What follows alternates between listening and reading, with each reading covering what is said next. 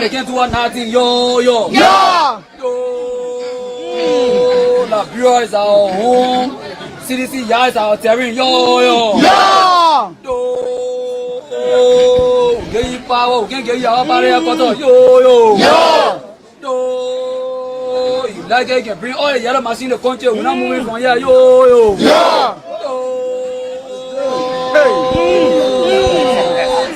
Y'all open the cells and make it big to the rest of the yo. They must see out in the hill.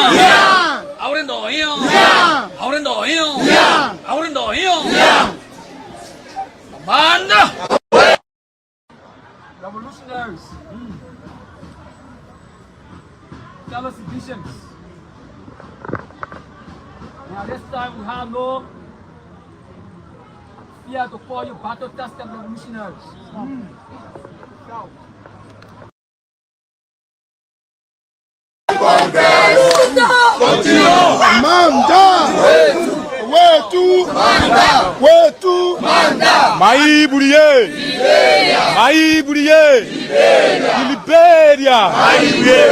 Liberia.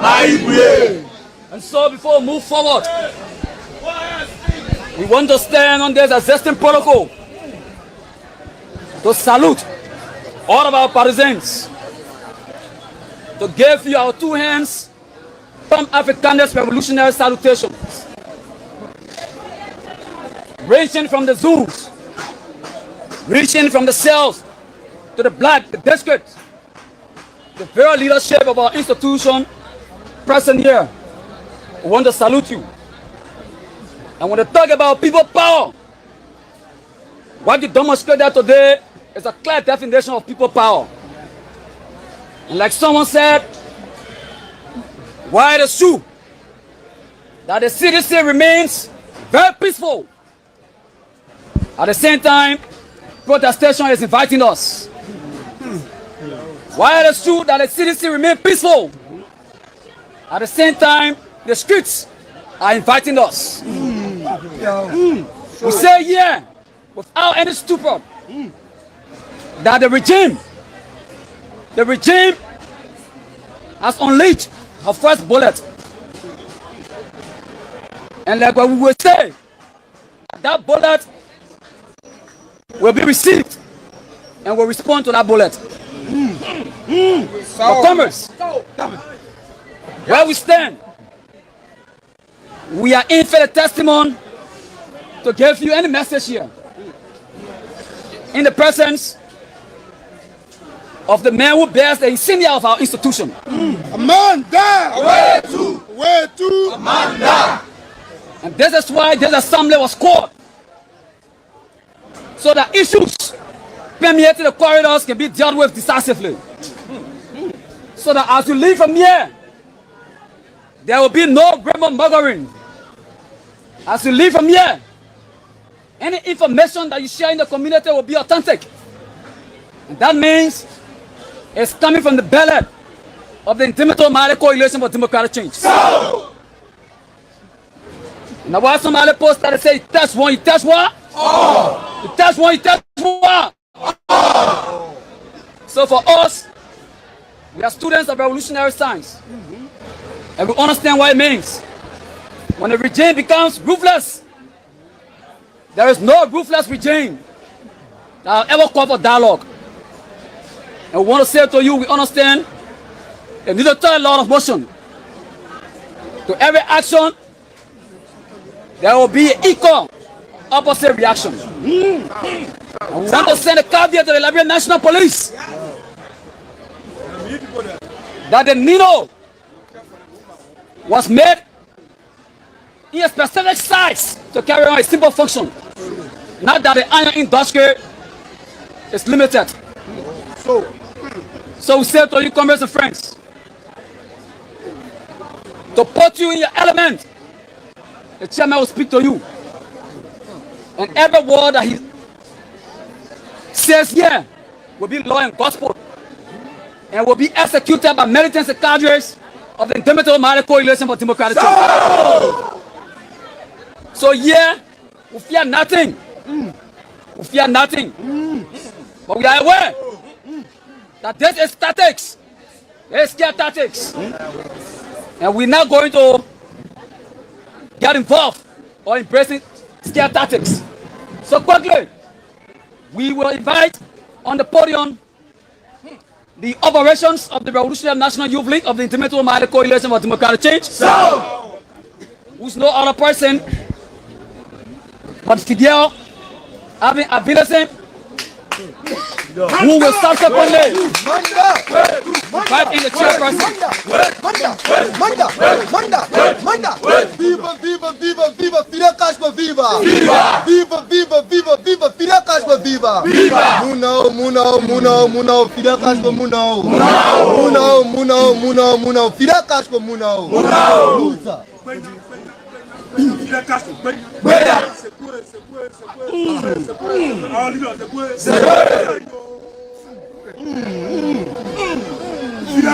Sayo!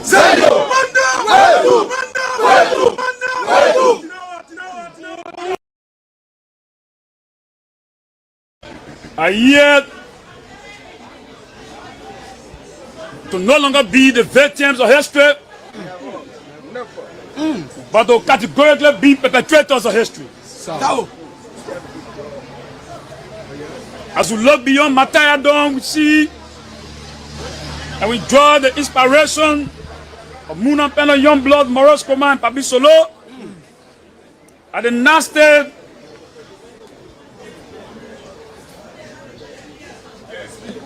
terrain of the Morelos Central Prison. We draw inspiration from Comrade Speaker Jeff Fonati Kofat, Dayton Sibo, and at the sacred ground of our revolutionary heritage, we reflect on the struggle on November 7, 2011. Those who paid the ultimate due before our existence, our time and dispensation here, under the emblem of this party is to raise the flag that in our lifetime, in our generation, the CDC flag will now bow to the reckless, brutal dictatorship of tyrannical, octogenarian image of Joseph Human Bwaka, a bunch of kleptocrats and kakistocrats.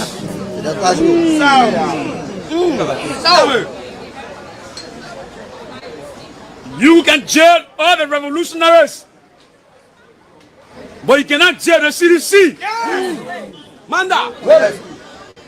The CDC is an idea conceived in the minds and hearts of the sons and daughters of the poor peasants and the impoverished masses of our people. At this time, comrades, we had a moment to speak to you. I want to say thank you for assembling here today based on the call of the National Executive Committee of the Mighty Congress for Democratic Change. So, yesterday,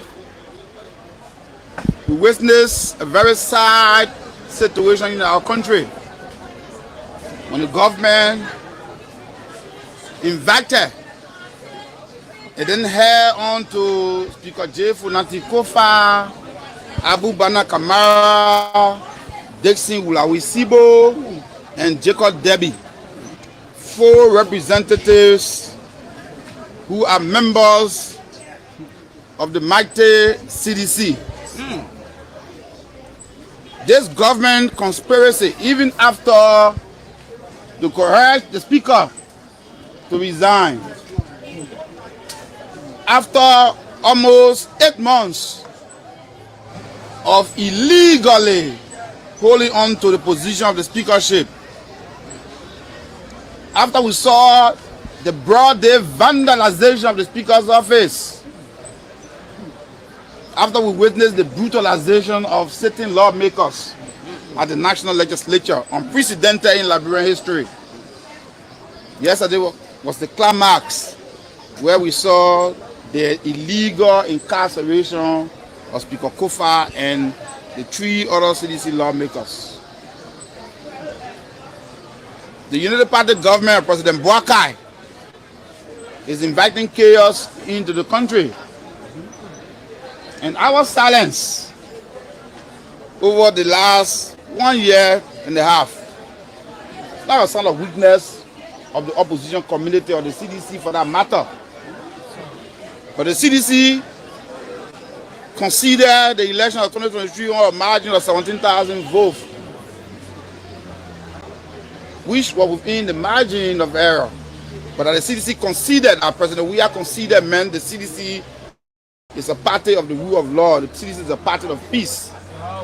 And no amount of propaganda from the government is going to pin this party. As a matter of fact, that negative propaganda against the party has long been erased. Because over the last 1 year and a half, Liberia has witnessed that the CDC has exhibited the highest degree of civility, the highest degree of patience. But the government has crossed the dangerous red line.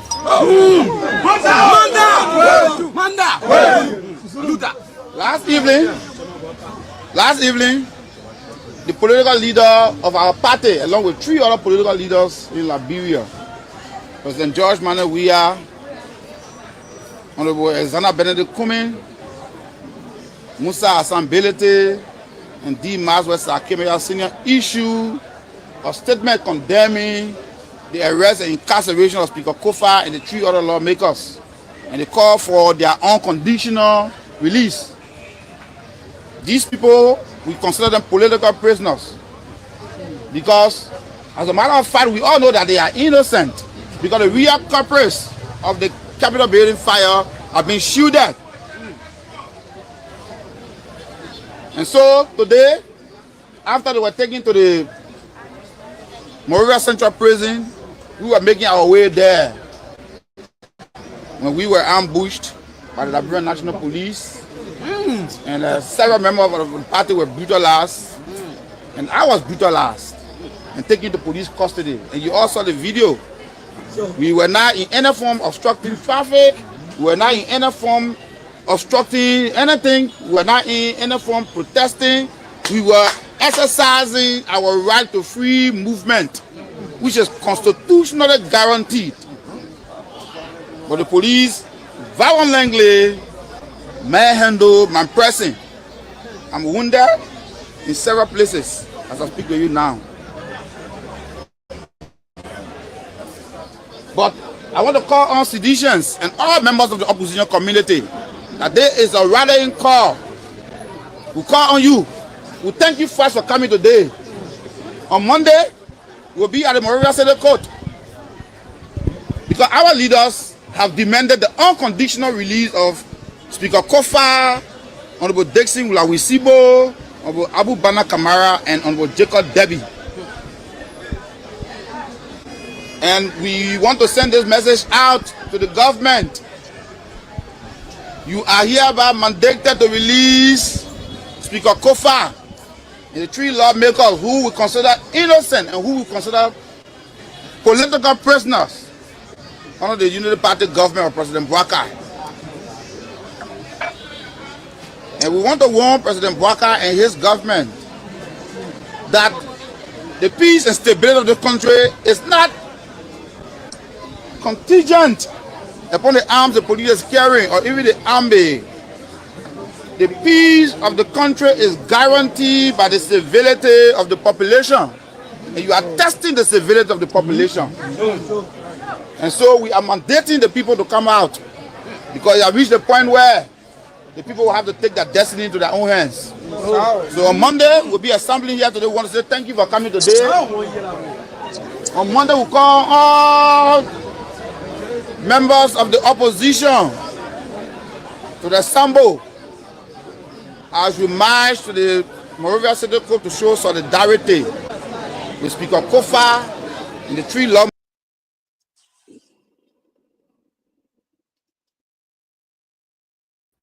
Well. Tonight is another great night, and we've always said, well, first of all, let me welcome every one of you who are following us via our Facebook and YouTube. Tonight is another great night, and we're going to have many fruitful and conversation today. And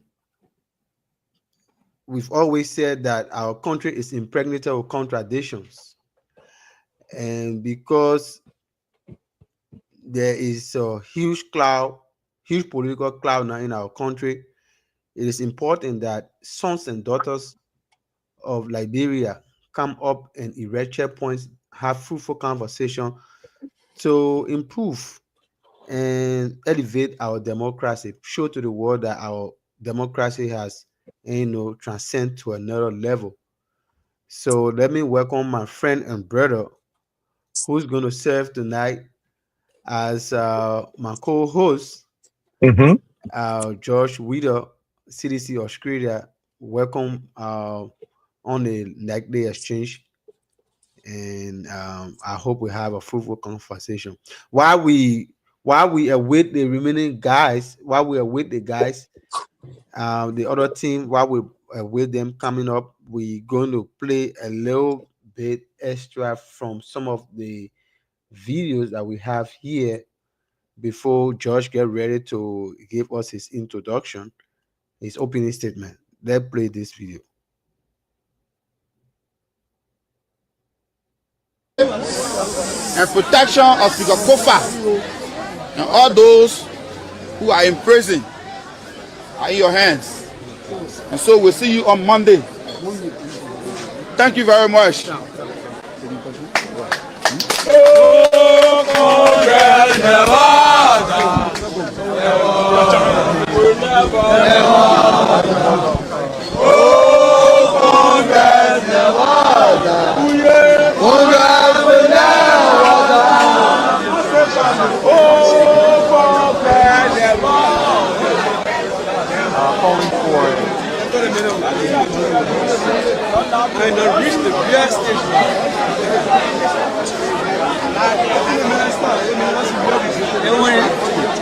A major opposition. No peace again. No peace. The major opposition.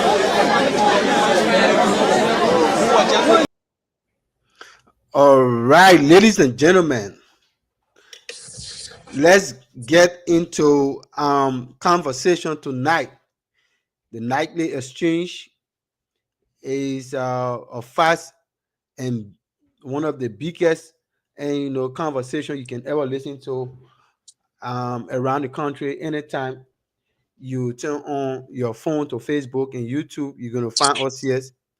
And tonight we're going to have a lot of talking points. So we're going to have our panelists be discussing, giving their own view on what will make up the 5 lawmakers that were invited to the headquarters of the Liberia National Police, and having 4 persons being detained and 1 person being sent home. And what do we make up today happenings when the 4 lawmakers that slept over by the National Police headquarters was now taken from the courthouse to the Moreover Central Prison that we call South Beach? And how do we make up the orderly manner in which the police conducted their swiftly transfer to the South Beach? And also we also are going to talk about Mr. The opposition political parties put out a release today condemning all of the action that was carried out. What do we make of the release? So we're going to go by play description, and we're also going to talk about there's some statement made by key political figures in the country, such as Mr. Alexander Benedict Cummings, also gave a very strong assertion on happiness in the country. So we're also going to be looking at that. We had a lot of pandemonium today in Liberia, but before we delve into that, let me call on my friend and brother Josh to give us his opening. Josh. Look, thank you very much, and thank you to our audience for joining us. Look, like I said yesterday on another show that I was on, I'm conflicted, and I'm still trying to figure out the wisdom of this president that we got. People voted President Wakai not because he was the most handsome person or well-loved person in the country. No, people voted him mainly because they thought he was an orderly man. He had wisdom. But I think wisdom has to be rooted out.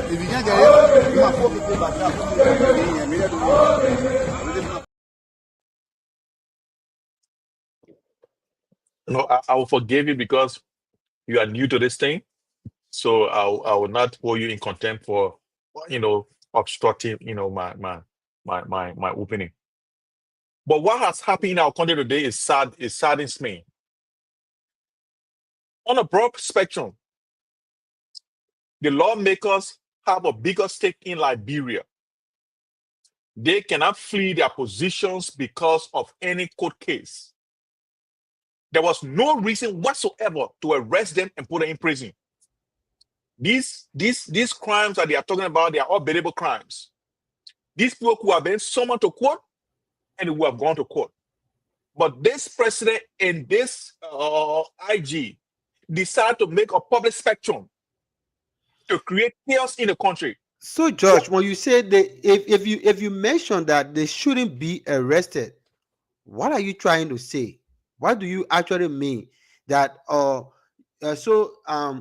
State House got a fire, and you sat on the same platform and asked for an impartial and conclusive investigation, independent investigation, and now the police is saying that they have come to a point where they have had enough reason to have persons of interest brought in to conclude that investigation. And now you're saying again that nobody should be arrested. What are you saying? No, I'm not saying nobody should be arrested. People were arrested. People are still in prison as we speak, who are not yet being tried. They have overstayed, their legal time of being detention detainees, pre-trial detainees, and I'm not talking about that. What I'm talking about, arresting 5 lawmakers and putting them in prison on a charge of arson. Okay. We all know that even in America that we live or that you live, Donald Trump was being investigated for the January 6th insurrection, as they call it in America. He was never arrested. People who have been summoned to go to court and answer their charges.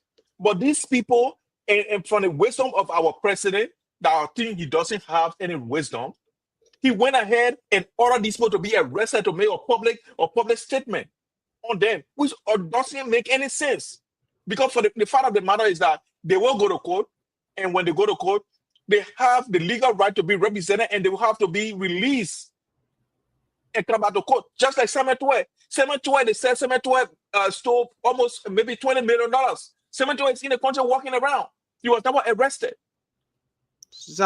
The same Samuel Tuet has come back to the country. They cannot even try him. He's crying behind them to try him. Please try me. Please try me. They said they're looking for evidence. They did not have the evidence, and they arrested. They So, were Josh, arresting him. you're So the trying thing to is that say it that, is ridiculous. It is do ridiculous. you mean, are you trying to say that the lawmakers are immune to arrest?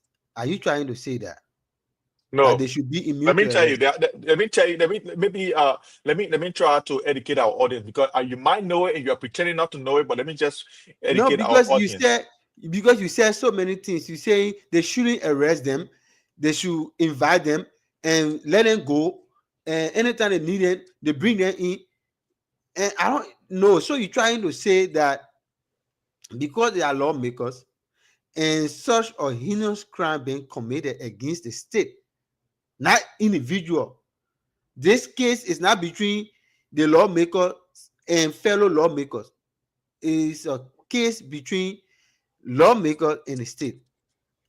So, are you trying to say that those lawmakers I'm that gonna take your hat off. Take your hat that off. are considered Thank you. persons of interest, But like I said, I don't want persons give my of one or interest, two are you cents. saying that they shouldn't be taken in? They should be at their houses, and the police go to them and interrogate them to the house, ask them questions, and go. No. All right, make it I'm simple, not. make it Okay, explicit so people let can me make understand. it explicit. Maybe you're Mhm. not trying to understand what I'm saying.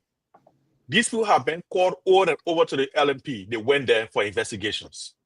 If the LMP has concluded our investigation, these people are state people. These people cannot run away from Liberia because you accuse them of burning down houses. They manage to. Let me tell you the reason why an American visa officer will give you visiting visa to go to America, because they know that what you have behind in Liberia is bigger than what you have in America. So when you go, you will come back. That's why one of that pretext. That's why they gave you visa. So Can I I'm come telling you in 1 now, second? I if you think George know, talking. yeah, my man, let me finish. Let me finish. All right. Let me finish. You come in.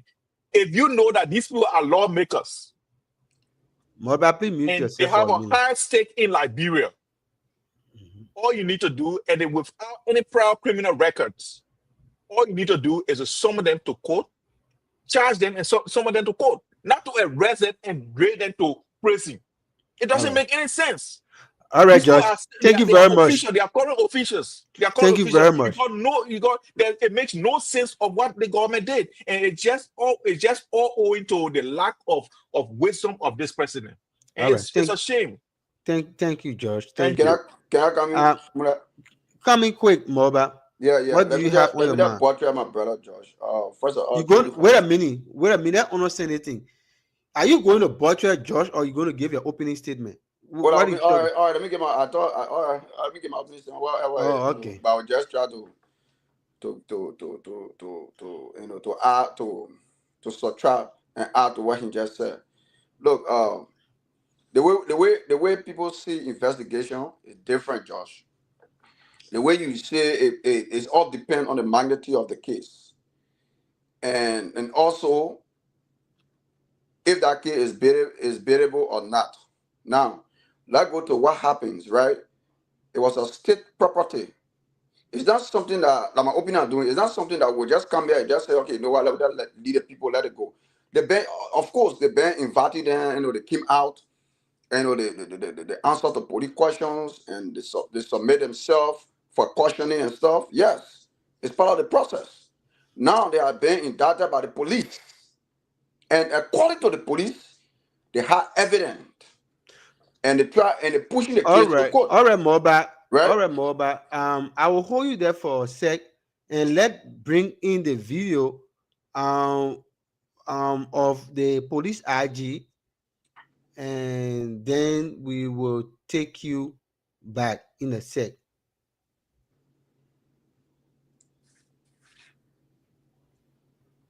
All right, while the video is loading, you can continue, Mobile.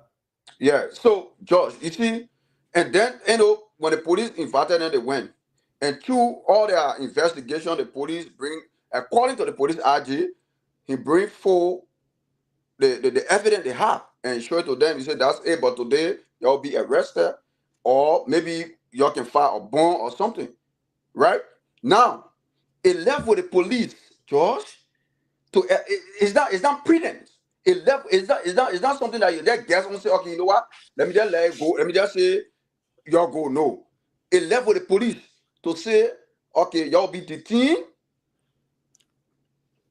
All right, Moba. Just hanging there. Let us And listen financing to of this the video arson real quick. attack, which happened on the Capitol.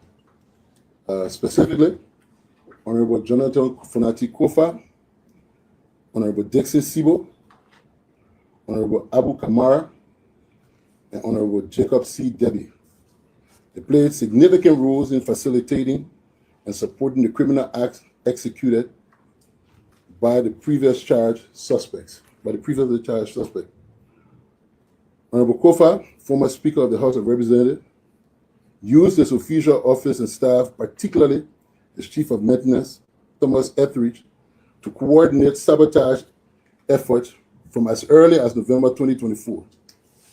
Etheridge, who has been charged, worked directly with Honorable Kofa's office and cited instructions from higher authorities in his coordination efforts. He also rated his connections and over in our collection referenced by his authority from above, order from above, order from the chief, back and forth in all of his coordination. Honorable Kova's role is being his role in this issue is being investigated on the charges of criminal conspiracy due to credible links suggesting that he was strategically involved in orchestrating the broader plan to obstruct legislative process and damage the national infrastructure.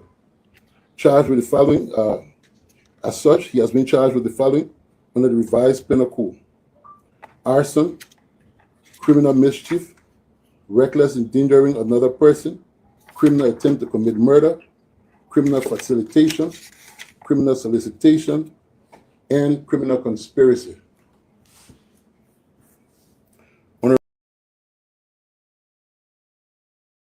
So that's just an excerpt of the video. Yeah, let me just end my thought on of the RG. Yeah, so yeah, go ahead, Moba. Yeah, we all hear what the RG said, right? And it left with the police department to say, okay, we will allow you go to come Monday. It's not, look, don't forget about it. Too much big thing. The person that lawmaker. Look at Jacob. Look at the former South African president, Jacob Zuma. Jacob Zuma was jailed for corruption. Let's leave Jacob Zuma. Let start calling leaders, right? In China, when you see what happened in Japan, they kill you can be who. So we won't say them to do the same in Liberia, but let us try to respect everything when it comes to the rule of law. Let us respect it. We will not meet to say because the person are president, the person are this. So anything, look out, they feed them all on the show here. Gloria Mususka, the former Chief Justice, right? What happened to her? She was in prison for almost 6 months or more than that. Before when the president came to power and she was free. So don't forget about it. Too much big show thing because you representative, you senator, you speaker, you did, you can be prosecuted when you do wrong. No, I'm not saying they're guilty. I'm reading from the police chat what they said on that paper, and based on that, they have been forward to court. Now Monday, that'll go pay the bill. I mean, that'll go the bond and be out until the court date can be resumed, so everybody can go to go get that 1 or 2 and see how best who and where the Liberian people will stand to benefit from the case. But shouldn't come and put it inside the case. I've seen a lot of people who so I can go on the. Thank you very much, Moba. Yeah, let me Thank you very conclude. much, My brother, Moba. I go to I say my brother, he's too smart to be with CDC. So now I can deal with him there, but end of the day, like my brother on the party, I can't take you from there. Because one thing I made my brother can talk behind the scenes and I can say, brother, you're too smart. Because you see the truth, the reality, you say no. Because of politics land. So I understand, my brother, but again, let us get it. Let us get it. The justice system a chance. Let them do their work and let the process go smoothly. That's it. Thank you. Thank you very much. Let me welcome my friend and brother Sandy, and It's good welcome be to the here. show, Sandy. Well, your Thank you. opening. Well, thank you, family. Thanks for having me. And guys, it's good to be here with you guys. I will hope that there are other things we can talk about tonight. I am here looking forward to discussing Liberia. There are so many things affecting our people, ordinary people in the country. And I will hope that we can engage into those discussions and try to provide pathways for a better Liberia. And I do not want to dwell on the ongoing case. Again, I think a lot of us will agree that it's an investigation that must be allowed. So I'm just looking forward to a great show tonight. Really. Thank you. Good. So thank you very much, Sandy. And so we've been having a lot of conversation. We have so many things on our list tonight to discuss. We have what do you make of the process leading to the invitation that brought the 5 lawmakers to the headquarters of the Liberia National Police? How do you see the process? Well, it is it's a process that the police can better explain. It is their process. Do you sense any form of transparency in the process?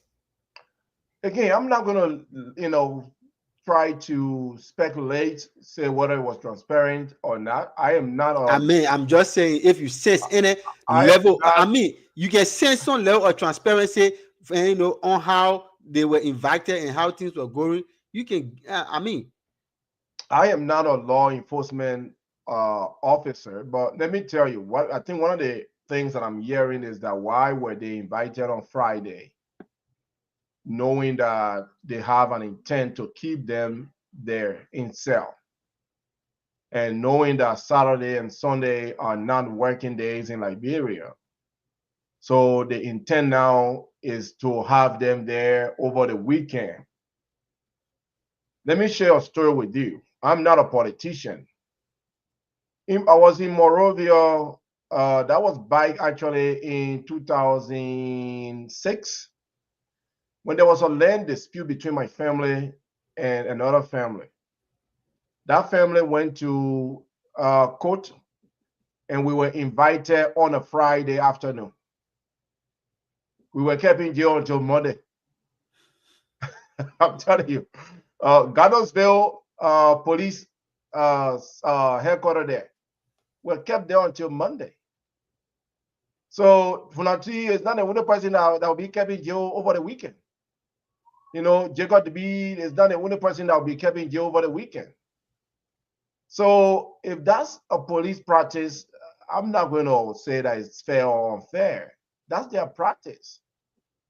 Again, Funati is a seasoned lawyer, man. Funati know this deal. He know what's going on. He know how to address this. They also have lawyers. I mean, all of them being kept over there have lawyers. All right. So we allow the process to go through. I'm not going to say, the police are being fair or not fair. All right, but how do you balance this out? Because we're having folks from the other side saying that of the 5 persons invited to the police headquarters, only 4 were kept and the other was allowed to leave. We saw a lot of videos out there. We saw a lot of information out there. What do you make of that? Well, I think from what I read is that she was granted to go with her lawyer due to some medical reason. From what I got, Josh, yeah. So I mean, they say it was medical reason. So again, if a doctor provide or if they were able to obtain enough information to show that she has some medical condition and because of that she cannot be kept behind bar over the weekend, I mean, then that's good on the part of the police. Then you cannot say that she was singled out. I mean, all the rest are being, singled out or being kept there because they are, because what we're hearing is that because she ran on a Unity Party ticket. So people are saying out there that because she ran on a Unity Party ticket, she was released. And then the others that did not run a Unity Party ticket are being kept. So that this, is all political. But I will want to believe that, what I read, that she was allowed to go home with her lawyer because of a medical condition that she, showed to the police. All right. Again, Let me take this to my friend and brother Josh.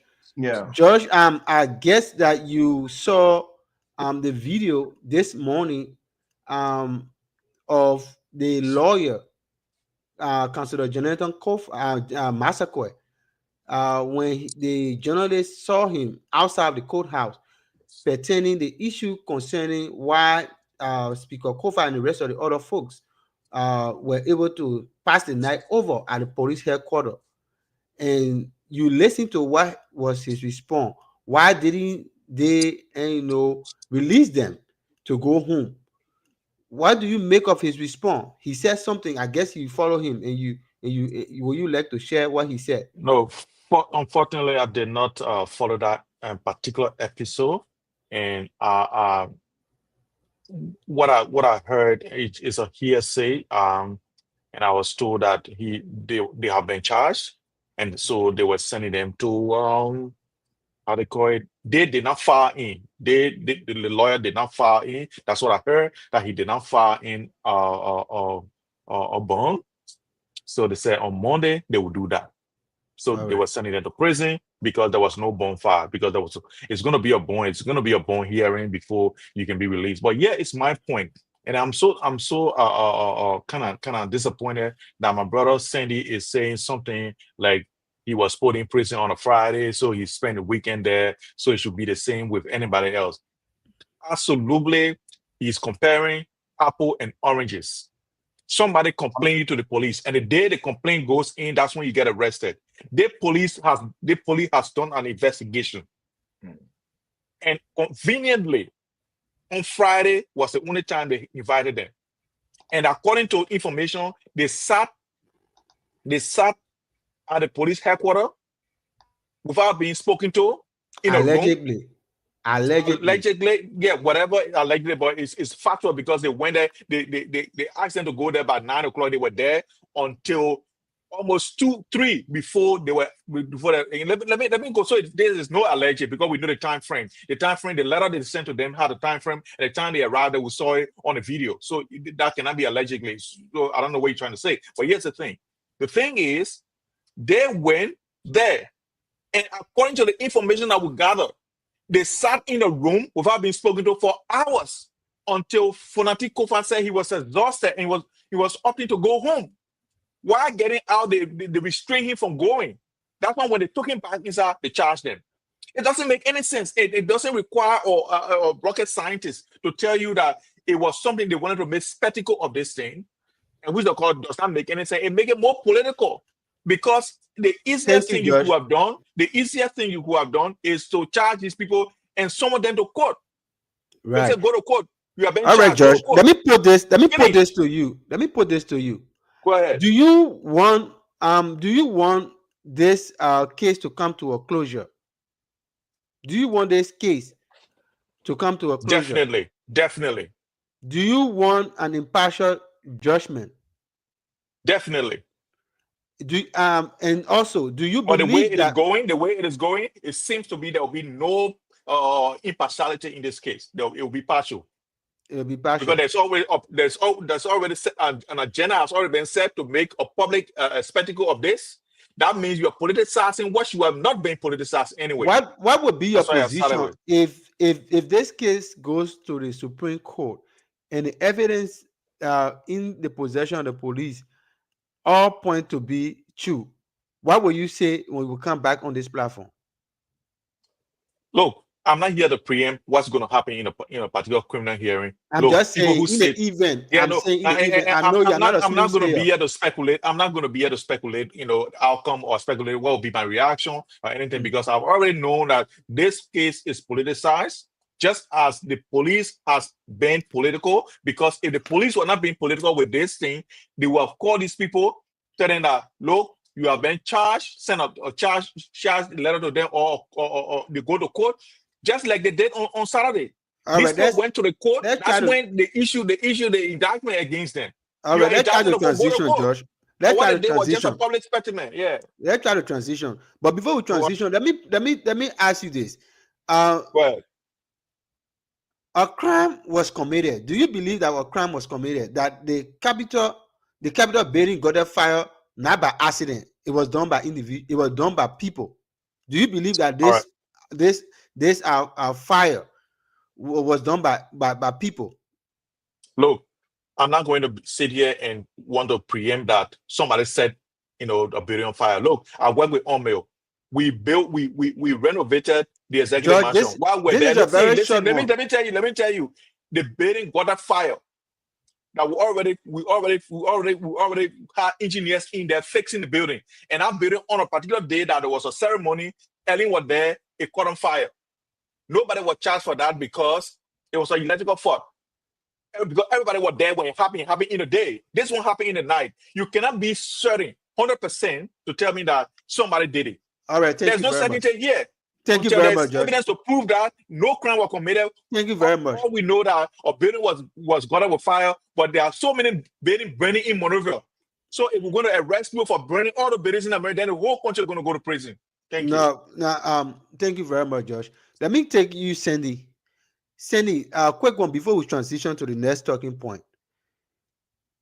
Do you think that this building got a fire by individual, or it was a mere electrical shock, as my brother Josh put it? Well, again, I was not there. None of us were there, but we can only speak based on some of the reports, the findings that have been provided to us so far. Yeah, so far, based on the findings, that's what I'm talking about. The professionals that came from the United States said that it was an arson. They said that. So it's believed that it was done by human. That it wasn't, they did not point to electrical fault. So until we can find another finding. They were not conclusive. They said it was not conclusive. They need to do more tests. Until we can find any other finding that say anything different from what we have seen so far, been provided so far, we can conclude that it was done by somebody. I don't think that is debatable, to be honest. We know that was done by somebody. Who did it? I think is the question. Was it done by those being arrested? We don't know. Is there somebody else? There's so many questions too. I mean, we were told that there was security at that place that were, taking care of that building that night. There's so many questions that need to be answered. But as to whether it was done by human or electrical, default, we can tell that based on what we have been provided, it was done by humans. Thank you very much, Sandy. Let's quickly transition to the next talking point. Today, we witnessed the chairman of one of the biggest opposition political party was apprehended today by the National Police and taken to the charge of quarter and later on released. What do you make of that? What do you make of the scenario and the event leading to his arbitrary arrest. And what do you think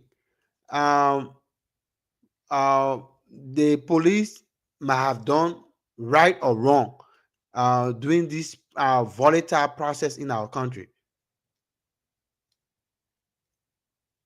Josh? Yeah, thank you. Look, I think this police is a partisan police. Gregory Comer was the same police IG when there was a shooter at the CDC headquarters that killed one of our partisans. So I think Gregory Comer has always been bad for policing in Liberia, but I'm sure President Boakai brought him back because he wanted to continue from where he stopped. So that's why he's doing what he's doing. I watched the video. There was no altercation between anyone and the chairman of the CDC. He was going about his normal business, walking, and he got heckled by the police, and they even pushed him, and they were trying to even push him into his vehicle, into their vehicle to take him away, and they hit him against that vehicle, I think 3 different times. And even according to the video we just watched before the show began, he said he was injured in so many places. And this is the type of brutal police force that we have in the country.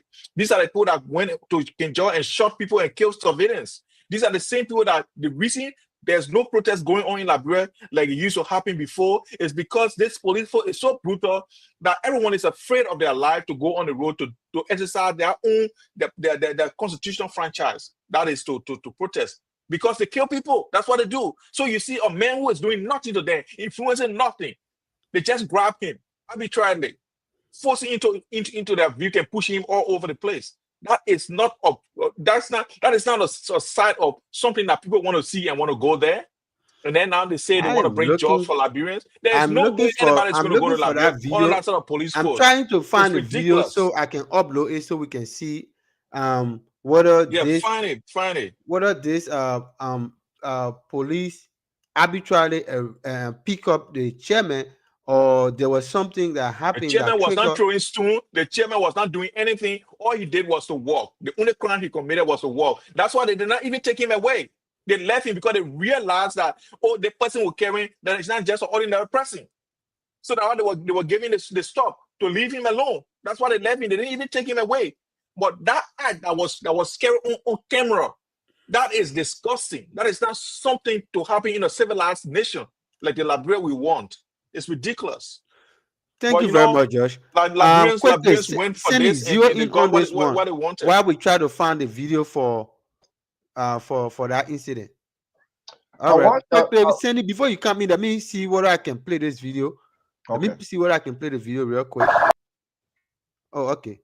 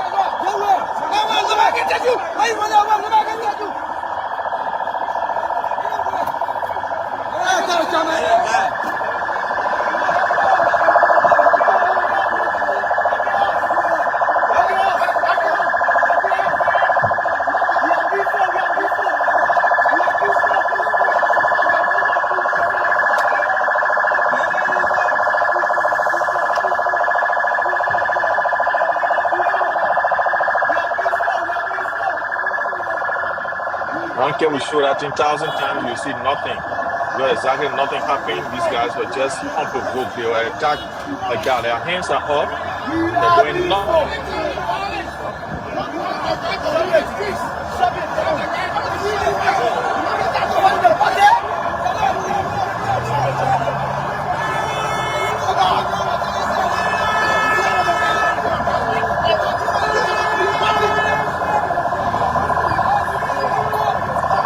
So currently we are at the intersection here where the national chairperson of the Martyr Congress for Democratic Change was attacked by the Liberia National Police. He was hit on by the Liberia National Police. He was physically assaulted. Hello? Hello? Yeah?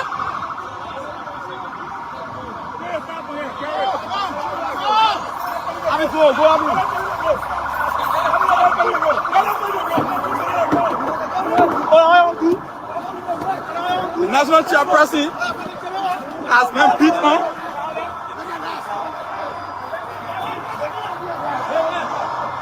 The national chairperson.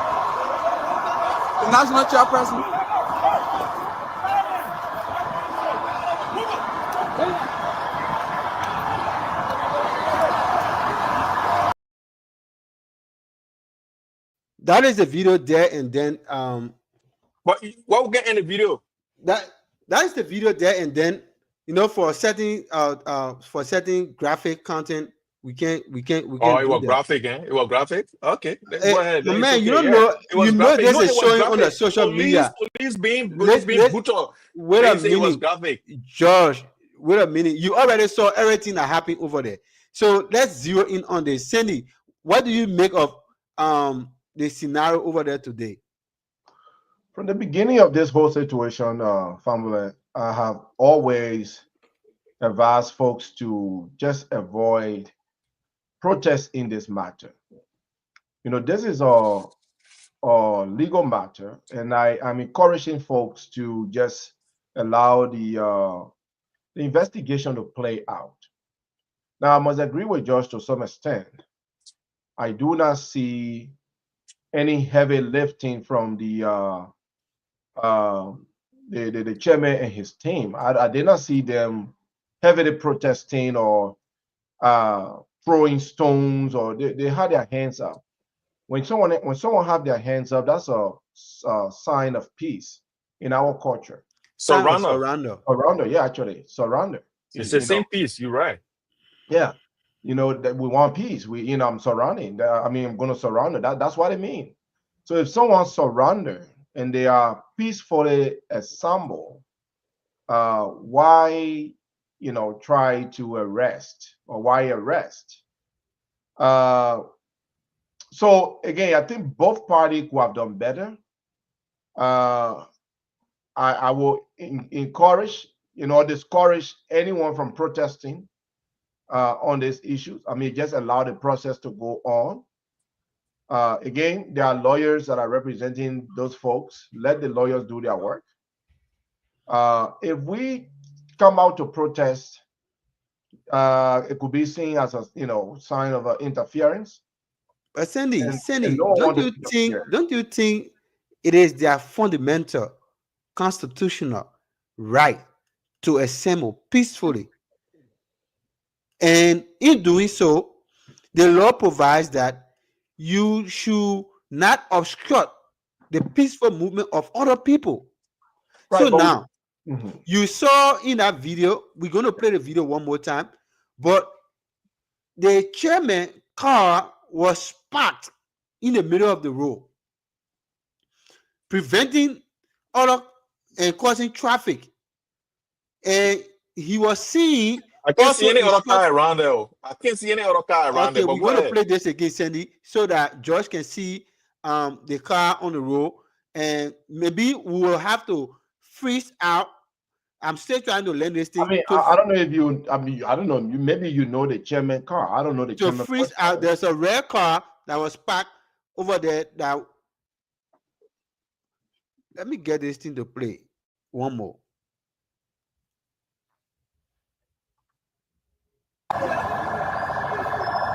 The intersection here where the national chairperson of the Martyr Congress for Democratic Change was attacked by the Liberia National Police. hit on by the Liberia National Police. Physically assaulted. You see him escorting Hello? the car to come. Hello? Right there. He said he Eh? takes you under the car. That's the red car. So that was the reason why the police said you should move the car. And then see right there, oh, right here. This is the place I wanted you to see. Right here. Do you know what exactly happened behind this scene? That's the angle that most people are not seeing. That is the angle most people are not seeing. When the chairman came back and he went that way, there was something that happened over there that caused the police to push him off the road. And then now you see what happened that followed the event that followed after. But you tell us now what happened there. Tell us what happened there because you were there. Look, George, I am not. Yeah, because you are assuming we see what we George. see. Let's go. Let's even go back to the car. When they have asked him to move the car, the chairman said, move the car, carry the car. Seeing the chairman telling the people move the car. Yeah, go, move the car. Yeah. I seen the chairman. But you first alleged that he parked a car in the middle of the road. The car was parked in the middle of the road. We seen the video again. The mentally said, "Take the car, go," because let me put the video back to the place where he parked the car in the middle of the road, so you can see where the car was parked in the middle of the road. You cannot arrest somebody for parking a car in the middle of the road. Arrest the driver. Arrest the driver. No, the driver on an instruction, George. So if they not taking road, if they not taking wait a minute. Oh man, come on, yeah. The intersection here where the national chairperson of the Martyr Congress for Democratic Change was attacked by the Liberia National Police. We were hit on by the Liberia National Police. Physically assaulted. Hello? Hello? Yeah?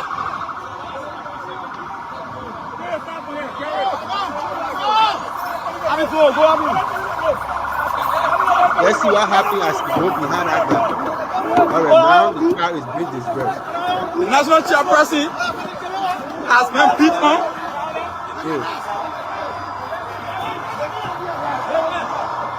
The national chairperson. The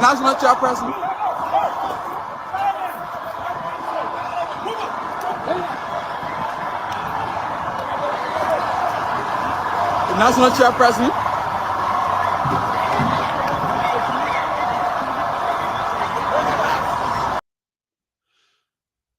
So there you go, Josh. That's the video. And you are muted, Josh. You are muted. Can you allow a commentary? Yeah, go ahead. There? Go ahead. Look, it is simple. No lie can go undetected when it comes to camera or when it comes to video evidence, right? You told a blatant lie here that he ordered his driver to park a car in the middle of the road. That's why he was arrested. That's why he was brutalized. And you play the video, clearly says that this man is even afraid that a car to be around it because anyone could break it, right? With stone or anything. It will cost him money to fix it. So he said, no, get up from here, go, take the car and go. He turns his back to walk towards the people, and then the altercation starts. He pulls his aim up and walking away from the police. They chase him, grab him, and threw him into their car. You saw that. That is violence.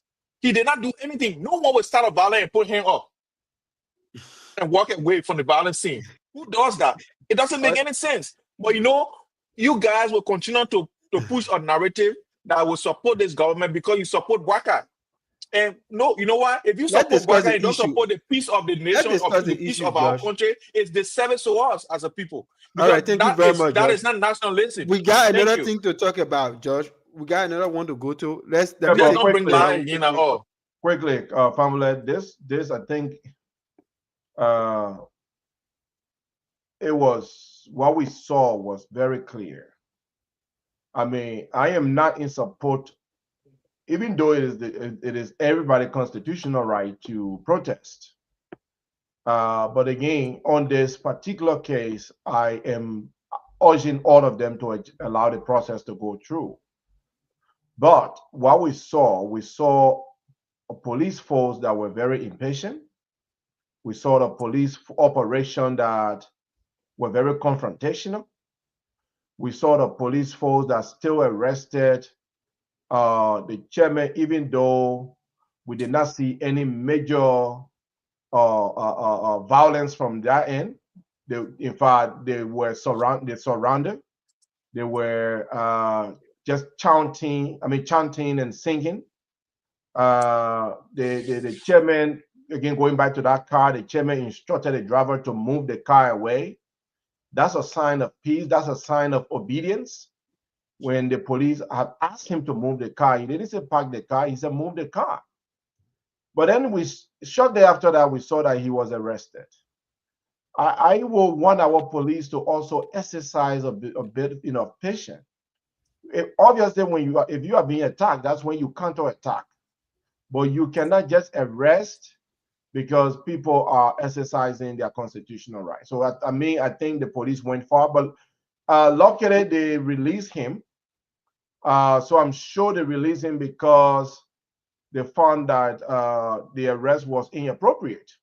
So Exactly. they allowed him to go. So with that recognition, and then we can say maybe it was a good thing. If you recognize that what you have done was not appropriate, the right thing to do is to allow the person to go. So he was released shortly after that. So I think both parties can learn from what happened today. All right, there was a little glitch in the system, Jarawu. Yeah, you are muted, Jarawu. I was done. The glitch of okay. Thank you very much. People heard. Welcome, Marshall Territory, and thank you for giving me the opportunity to sit here today to talk less and allow Josh to talk more. And we are so happy to have you on the show as the only female panelist. So I guess you've been following us. What's your thought on the invitation by the Liberia National Police for the 5 lawmakers, and also what do you think about the arrest of the chairman of the biggest opposition political party today? Yeah, thank you for that. The invitation, I think we already talked about it here 2 nights ago or whatever. Yeah, just takes 1 minute, just zero on that. Yeah, it is. I mean, if they have solid evidence and calling in these people, I don't see anything wrong with it. I think we should let the police to do their job. People flooding the street and doing all of this, I think they're trying to put a stop to the investigation and all of that. I mean, it's important that we allow these things to play out. I mean, it's okay for you to go there to show solidarity, whatever they want to, if that is the culture, so be it, right? But the thing about that is that when you go there, you should also be, have an open mind, because the only thing I think we all should be concerned about is wanting to know what happened, and not wanting any witch hunt or for it to be politicized that, or we have to get this other person, so let's do it. No. And I think the only thing everybody should be calling for is transparency, and there should be a free and fair investigation, and the police should be transparent with it and let us know, what are their findings and stuff that are making them to hold these people, instead of us just going there and trying to stop it altogether that, they are above the law, you shouldn't hold them for anything. It's kind of scary that we'll be doing stuff like that, because to me, then you telling me in a country, the only people that should be held accountable are the according to our people, the little men, right? Not government officials, not people who are higher ups in political parties. Because if you hold them, they did something wrong, you can't hold them. Their entire political party will kind of assign more, and they will want to be obstructing justice, and they'll be fighting the police and all that. And that is not a good look in our country. I don't think they want that for anybody. They don't want to set that precedent for anybody, for any other political party. What that scene today that was created by both both opposing forces today. What does that really signify for our national security? It's dangerous. I would say it's I don't know if they know what they're doing though. Or they are just being in their feelings. Or I really don't know what to make of that. Should we always be bringing? Should we always be bringing people out whenever leaders or somebody from our tribe or from our community is being taken in for cautioning by the police? Should we always be bringing people out on the road? Absolutely not. No, we shouldn't be. Because I mean, you just going out there and standing there or being on the side or being across the street just to show that, oh, I'm here to support you. It's different from the way they're going in the street and they're standing all in the street. And you cannot be blocking people. Say, oh, peaceful, this, peaceful. But you standing in the way of, I mean, in the middle of the street and blocking other people's movement, that's not what the Constitution, that's not the right the Constitution gave you, right? So, and then you trying to obstruct something like, okay, you went there. They said these people are arrested because of such and such. Omla, can you tell Amy that no one extorted anyone? Can you tell her, because why would they go past that? Please just inform us so don't go back. That's what I'm trying to say. All right. Your message was well. Let me tell my own.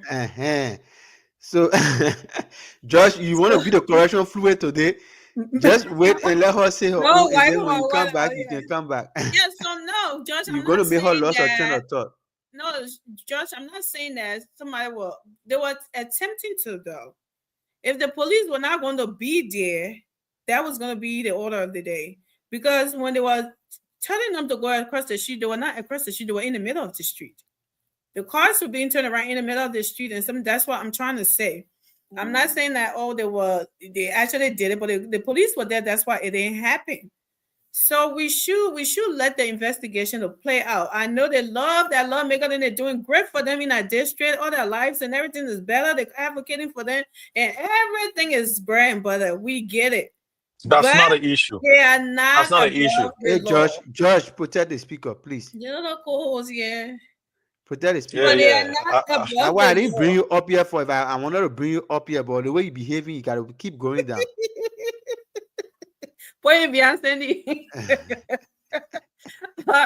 Yeah, so George, they're not above the law. That's the whole point I'm trying to make.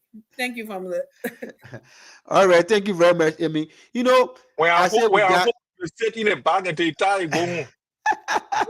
We got a lot of things. We got a lot of things to unpack today. But why, in the midst of all of these hulu balu, all of these, and noise, the Secretary General of the Coalition for Democratic Change released a statement, a very, very concerning statement. But let me put this statement up so we can read this. And Sandy, can you please read that quickly? And what does that statement really mean for our national security? This is coming from Mayor Jefferson Koji. The peace we fought for and preserved is far greater than the reckless provocations of these intoxicated or circumcised barbarians who now serve as tools for Boakai and Kong, the two-headed serpent strangling our democracy. Let it be known, far more dangerous men than you have risen before,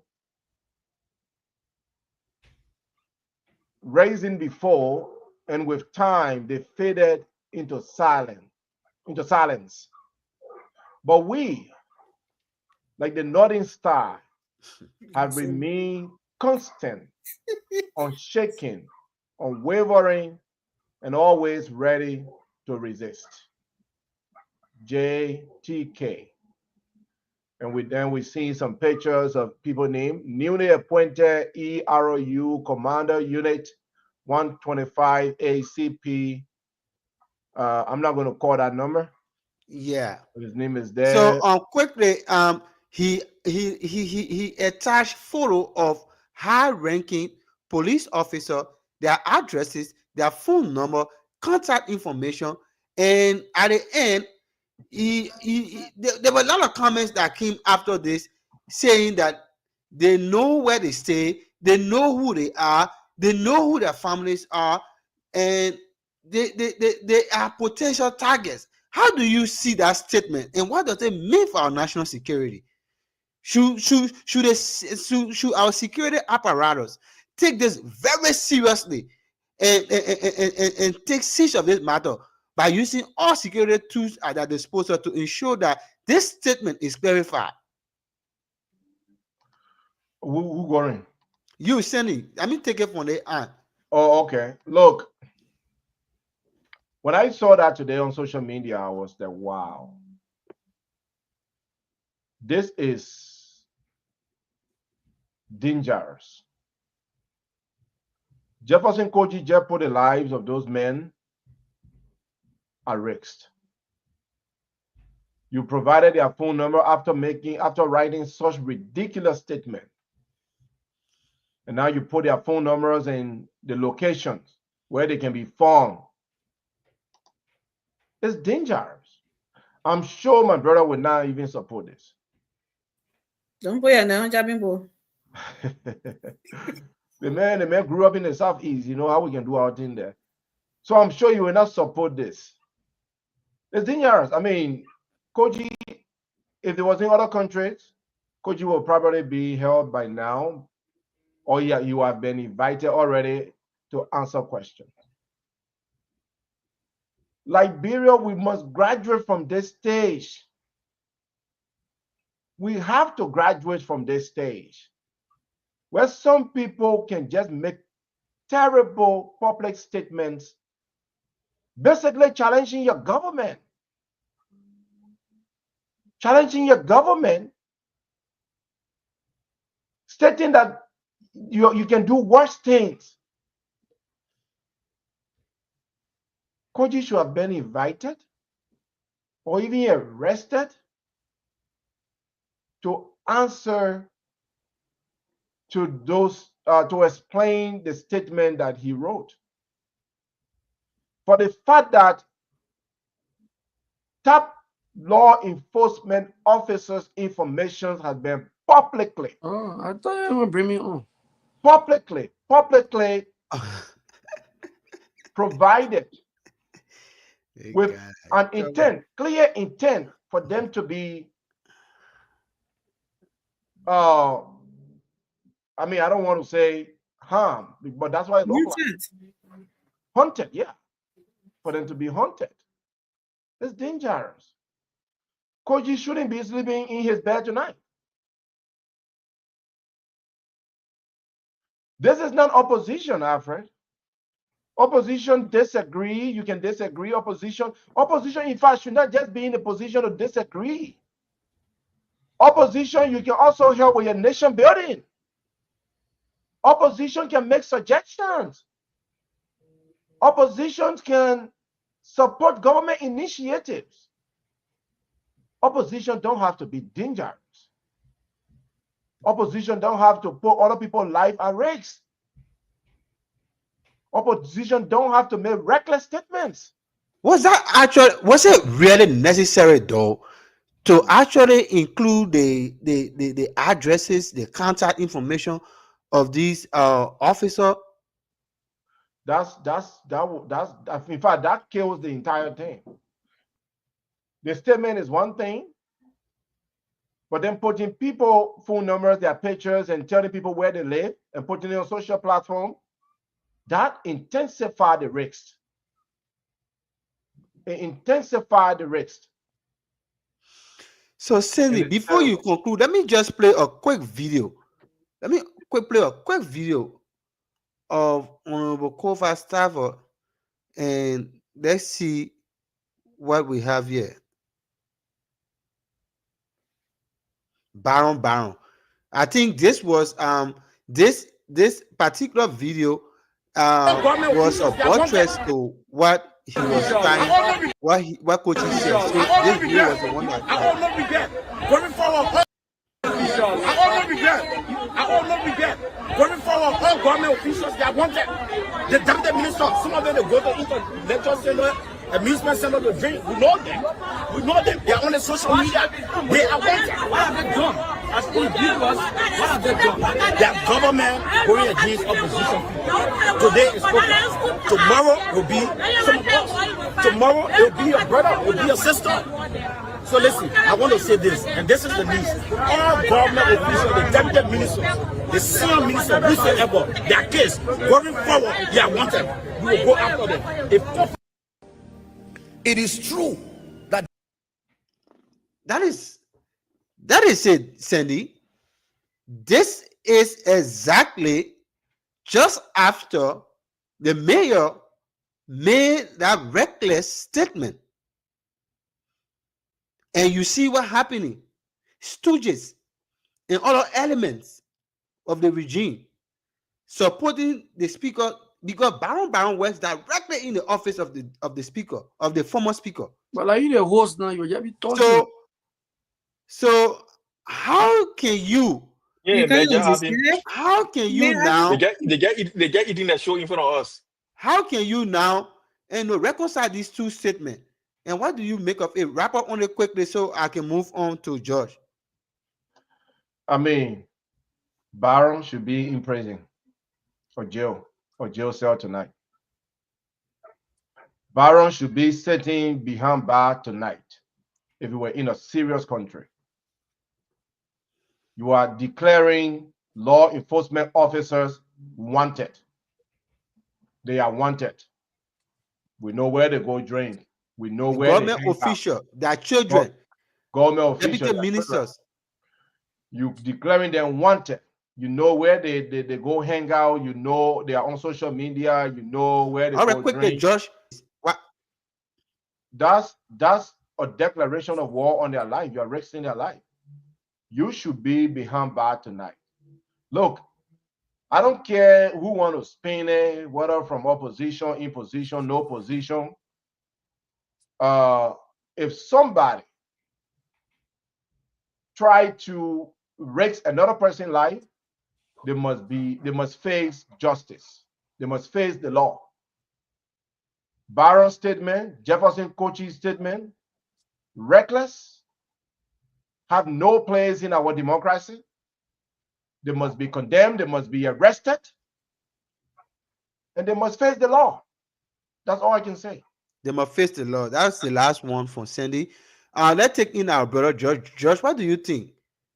Was those write-up and those comments coming from two opposition figures? What does it mean for our national security? And what does it mean for the safety of those individuals being outlined with their families? All right. So quickly, the first thing I did was to read the commentary before the pictures, right? And I read the commentary, and there was no threat in our commentary. The only thing the Secretary General said was that he remains constant. There are people who were powerful, who consider themselves powerful. They came and they left. But for some of them, they are constant. They like the Northern Stars. Then, of course, he went and put down all these people that he perceived are the one causing this chaos. These are the people that are causing the chaos. And if you consider it as a threat, then of course the person who Bouaga escorted at the police headquarters, who went at AK-47, I think then of course it's just the balances out. At that time, he was called for questioning. If you want to call Jefferson Kochi, go and call him. He will answer. He will explain to you what he meant. And if you call Baron, I don't know what he meant. Call him and he will explain what he meant. But what so do you think it was prudent enough? What I will tell you to now, people react to violence in different ways, shocked different ways. The way the video we just saw, the way the chairman of the CDC was manhandled for doing nothing whatsoever, just because he stood there. If you see that that's what the police should do, and nobody should do anything is because they are mighty, then of course you are lying. The most power lies within the hands of the people. So if you think that police people can manhandle people, then we should say supinely, you are joking. We will not sit down supinely and watch police brutalize people for no reason. We will go after them as well. And that's it, simple. So that means you are in support of the proportional force being used. Definitely. A police can arbitrarily just go and flog people off the street for doing nothing, just because they stood there. And then you expect us, if you expect us to go and sit down and sleep and cry in our bed, you are lying to yourself. We will retaliate and we will give equal and opposite reaction to whatever action they bring. Thank you. Newton law of motion. Thank you. Exactly. Okay. All right then. Amy, let me take Vasco real quick. Then I will come back to you. Vasco coming. How you guys doing? It's good. We are happy to have you, bro. We are happy to have you. Good to be back. How you doing, Ami? My Jew. That's why I think leave me alone. So, okay, to the issue, look. Man, sometimes when you guys talking, you don't remember. The current president, we're talking about threat, right? The current president, during the campaign trail, all of y'all back in there, he stood in front of a large crowd. What did he say? He said, if you think you can steal the election, that will be the end of the country. All of you people came here, you're back that statement. You'll say, oh no, he was trying to say this and he was trying to say that. Yeah. Every one of you. Oh, he was trying to say this, he never meant this. It wasn't a threat. Making it sweet. Okay. Today somebody say, know your police officer. For the citizens just to know them, say, know your police officer, my people. Know them. They live in the full street. They drive face Vasco gas. I don't know chicken leg his face. That is the simple logic of what the SG. So this was an exhibition. This was an exhibition of our national security. This was an exhibition with their normal and their address. Police officer, especially top ranking officer. Excuse me. If you don't know your police officer, people who in authority, and you want the public to know them, what will you do? And you put a picture up, and you put an address that you can find them there. So what a big deal. Koji said, know your police officer. Thank you, Vasco. Thank you. These are the people that are in authority. These are your police officers who will take care of us. Because we all know that the police shouldn't be a partisan police. The police shouldn't just be for the government.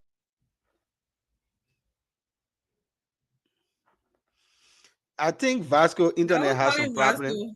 No, that you, Amy, that you did it so. Vasco internet got some problem. Yeah. So while we right. await Vasco to come back, and tell you I did not do it.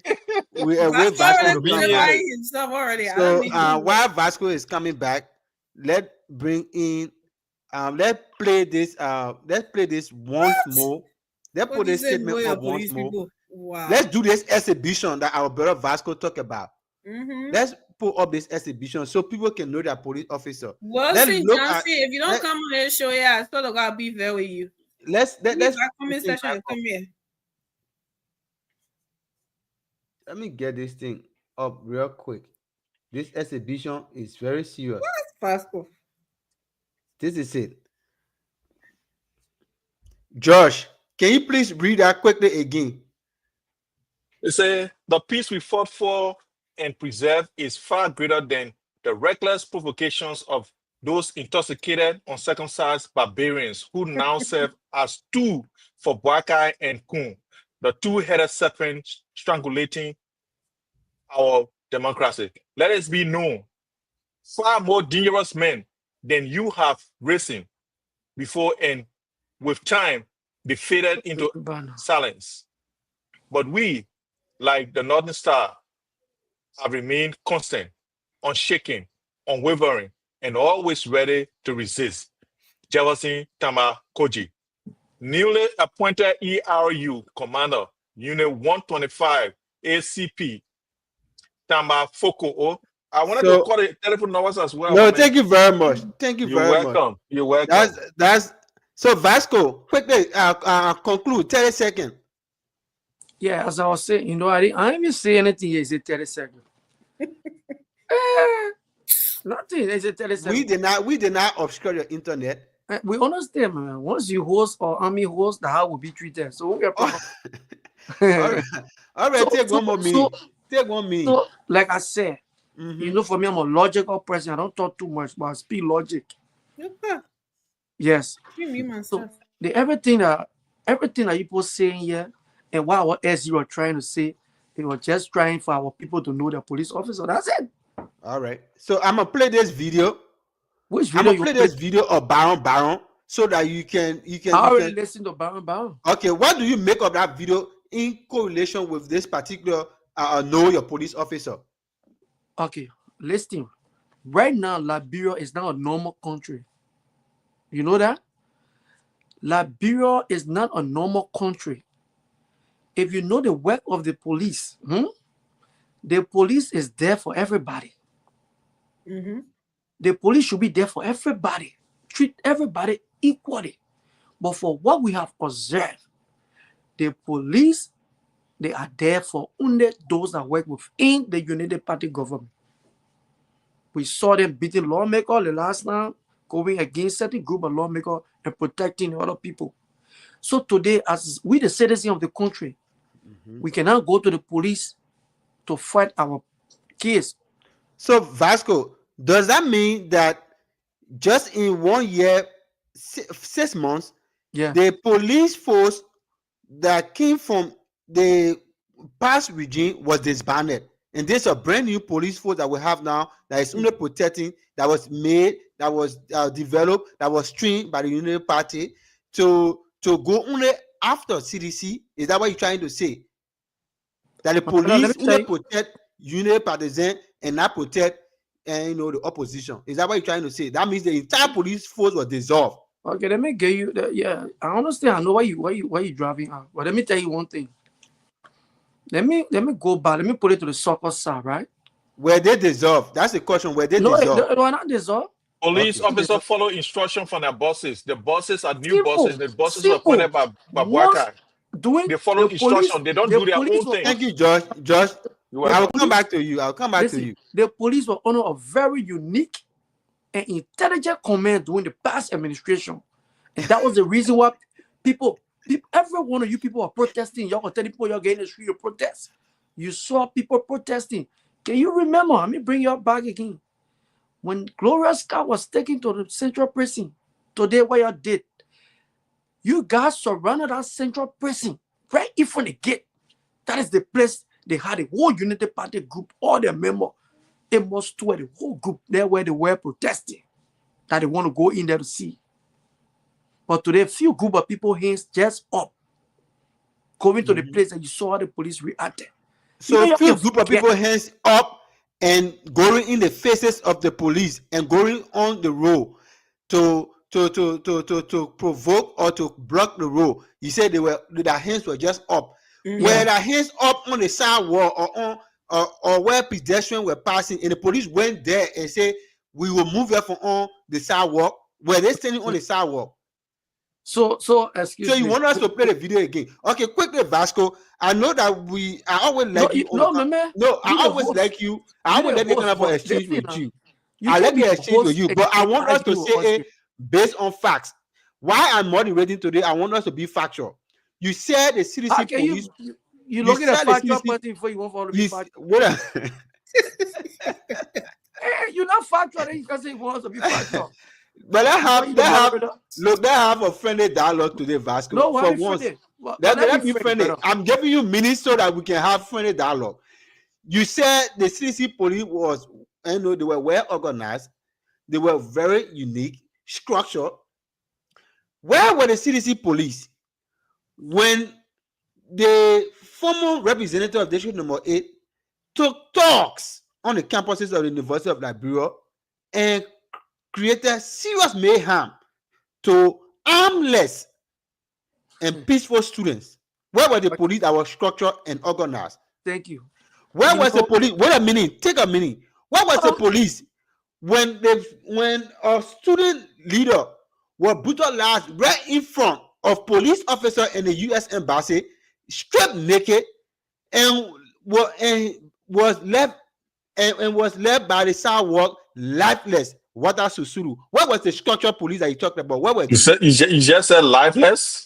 I mean, that line here. What you carrying here? What you I getting said lying here? breathless, You lifeless. said lifeless. Okay, Yeah, no problem. Yeah, stop Okay, lying, my man. breathless. Thank you. You are left breathless and half alive. That's how you are looking. Family, tonight Mm-hmm. will be your last time hosting. Because for your question today, you have been disqualified to be a host on the show because like you want to be going back and forth with me. And every time you bring these things or the only time things up, then we will come back and let you know that what did you come to power for? And you came to power to rescue. I just told you at the last time. So because what you took us from power for, and these are some of the mistakes we made, right? So when you do the same wrong, when we come here to tell you, then you go back to our only wrong we did. So what is the essence of you coming to power? I just gave you a scenario when they woman want to My man, where you taking about logic then from? Where you come from, my man? No, logic that you bring here, my man. Where you coming Just from, my mute man? yourself. we gotta keep Okay, giving these okay. people the my brother. These are having a business. So you have a rescue government Okay, Vasco, you got 30 seconds. that came to fix everything that you said we score. But today you come and you try to walk in the people that you walk in the shoe of the people that damage everything in the country. Then who are you? So, are you going to zero in on Baron statement too, or you just going to let it go? Baron statement is fully supported by me. Now, the country is divided. The Baka administration is making Liberia to be like United Party against CDC. So if we get nobody to take our problem to, nobody that we can listen to tell us, okay, we'll make it right. The same way the NSA coming and carrying our people every night, trying to carry people, torturing them. Since the government in power, I don't know. I'm the first time to see government around Africa or in the world like the Joseph Boakai government. How can you be government and you own the money yourself? Because everything these people doing, they just own the money themselves. Thank you very much, Vasco. We will come back to you later. Let's take Jarawu. Have you spoken already? I hope I'll get more time than we Have you spoken already? I mean, you get more time, but no, not interrupt you. I spoke on this issue, but okay, Amy, quickly, let me get 30 seconds to Jarawu. Let me go by the line and get 30 seconds to Jarawu, and I will take you while you prepare yourself to come on. Yeah, I mean, Vasco knows very well that his statement about Jefferson Kochi is introducing our police officers to the public. We're introducing Minister. Vasco knows his joke, but we must take this thing serious, Vasco. I mean, I am not here to support either the United Party or the CDC, but if anybody do that to you, Vasco, I will take the same position I'm taking now. Absolutely. These are people family. These are people fathers. These are people husbands.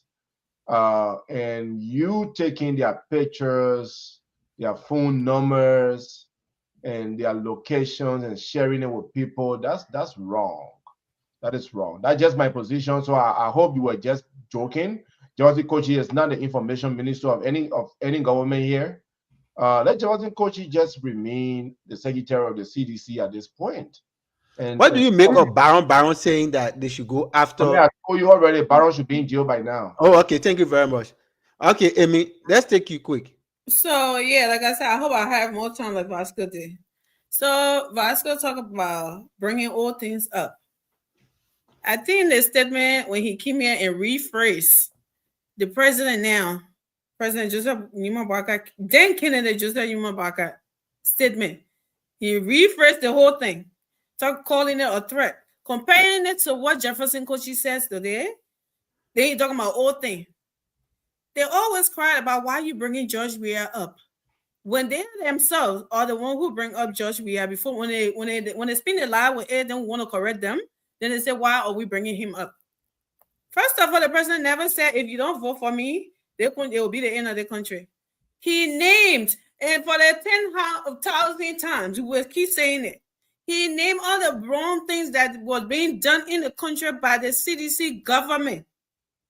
If you don't vote and stand here and let we will be the end of the country. No. Vasco, to protect the speaker. I'm not going to give you. Going to bring a regular comment up. We are going to, family are going to prepare that tape and play it for you to hear it. He never went ahead naming people and putting their picture and to introduce them with our phone number and our family address up. That you come in here making a wetting out of yourself, calling it introduction. I don't know if somebody did that to you. And anybody use something, so it will be introduction. Y'all need to stop this thing, okay? Liberia will not crash because of CDC government or rebel then. No, it will not happen. Liberia is bigger than your party. Your talkish, whatever people in your car running in the street. Liberia is way bigger than that. You sitting here talking about you and Judge. Y'all live in a white man. I dare any of y'all. Then the police people go, they're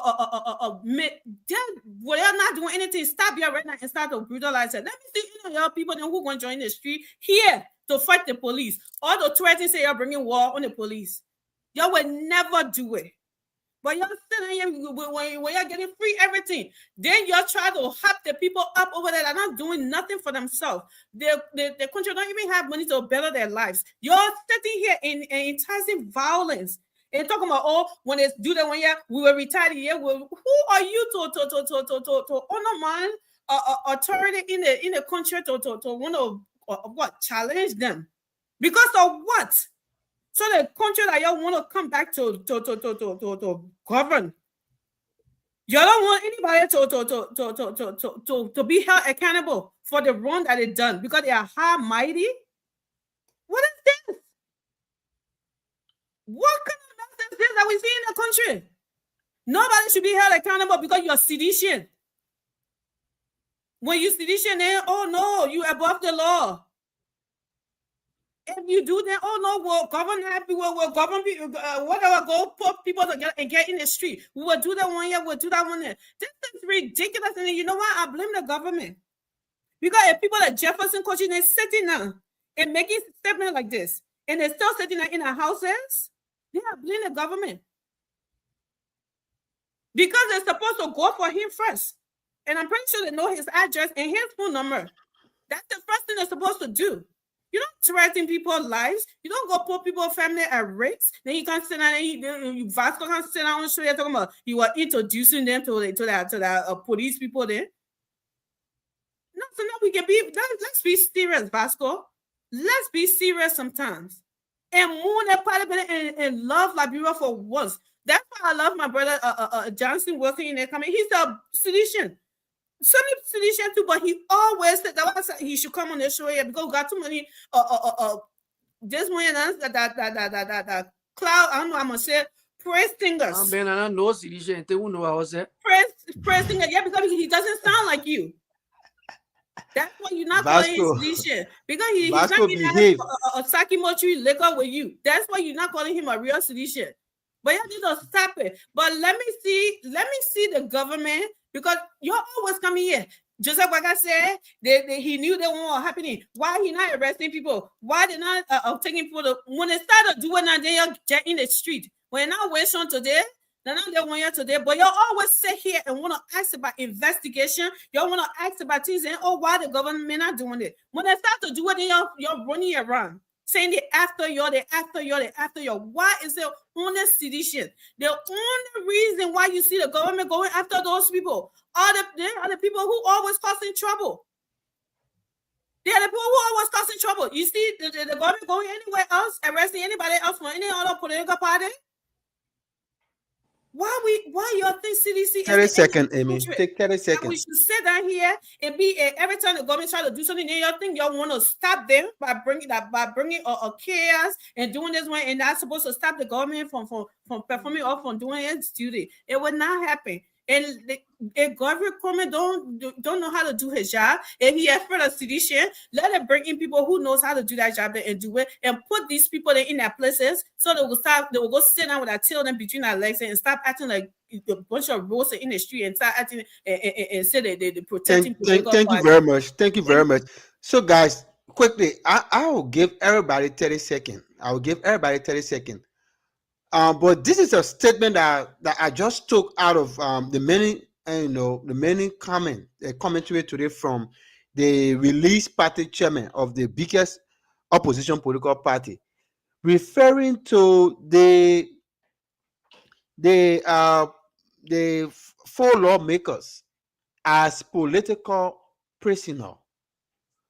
So let's zero in on this term. How can we agree with the party chairman that those people who are currently now undergoing investigation for the attack on the Capitol, can they be considered as political prisoner? Let me hear you. Let me hear your thought. Vasco, let me take you. I'll always come from down and go up. Vasco.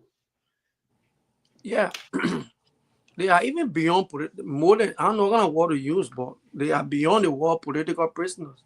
The word you want to use, I want you to use it. Use the word that beyond political prisoner. They are more than that. Yeah, Bwaka political prisoners.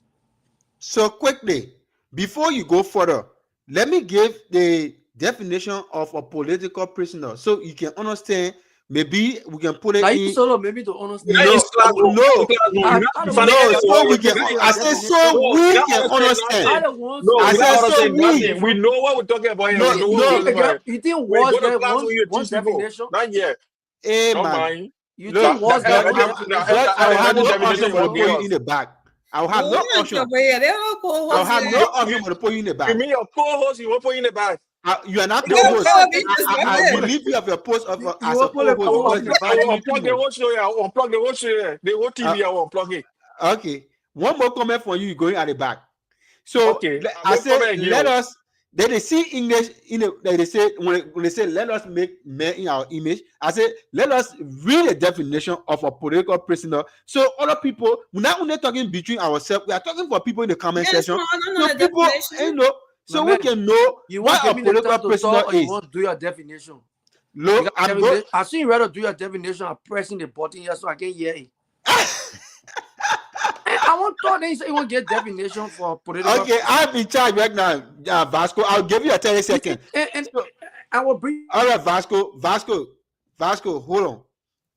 I'm going to read the definition. If I send it, can you please read for us the definition of a political prisoner? I don't want to read it for my head. You making that up. Yeah, before you say, oh, I don't bringing up the definition. Send it, please read for our people so they can know who is a political prisoner. Vasco. So I mean, this family. Let me. That's a hard job you're giving the man because no, I'm not giving the man a hard job. The man is right before his computer and his monitor. Let him just explain or read to us the definition of who is considered as a political prisoner. Words that are not just theoretical. So from what point we may have a definition that is written in a book, but from what point will Vasco see it? So you can provide him all the definition. Anything you want. But as long as from his own point is a waste of time. So I will allow Vasco to actually. Vasco man is already. No, we're not going to say this for Vasco alone. That's the reason why this show is not only for us, it's for our people who are listening to us who want to know when a big man like the party chairman say they take our people in as political prisoner. They don't know who is a political prisoner. So I want you to break it down so our people can know who is a Vasco can have his own definition. It left with him. But say it so our people can know who is a political prisoner. That's what I want us to say. Okay, so you know, put me in jubu. A political prisoner is someone in prison because of their political beliefs, actions or affiliation, rather than for committing a recognized criminal offense. So key features that we must look at, they are jailed for opposing the government, its policies, or leaders. Their detention is often motivated by political... Keyword, motivated. Yeah, motivated by political repression, not justice.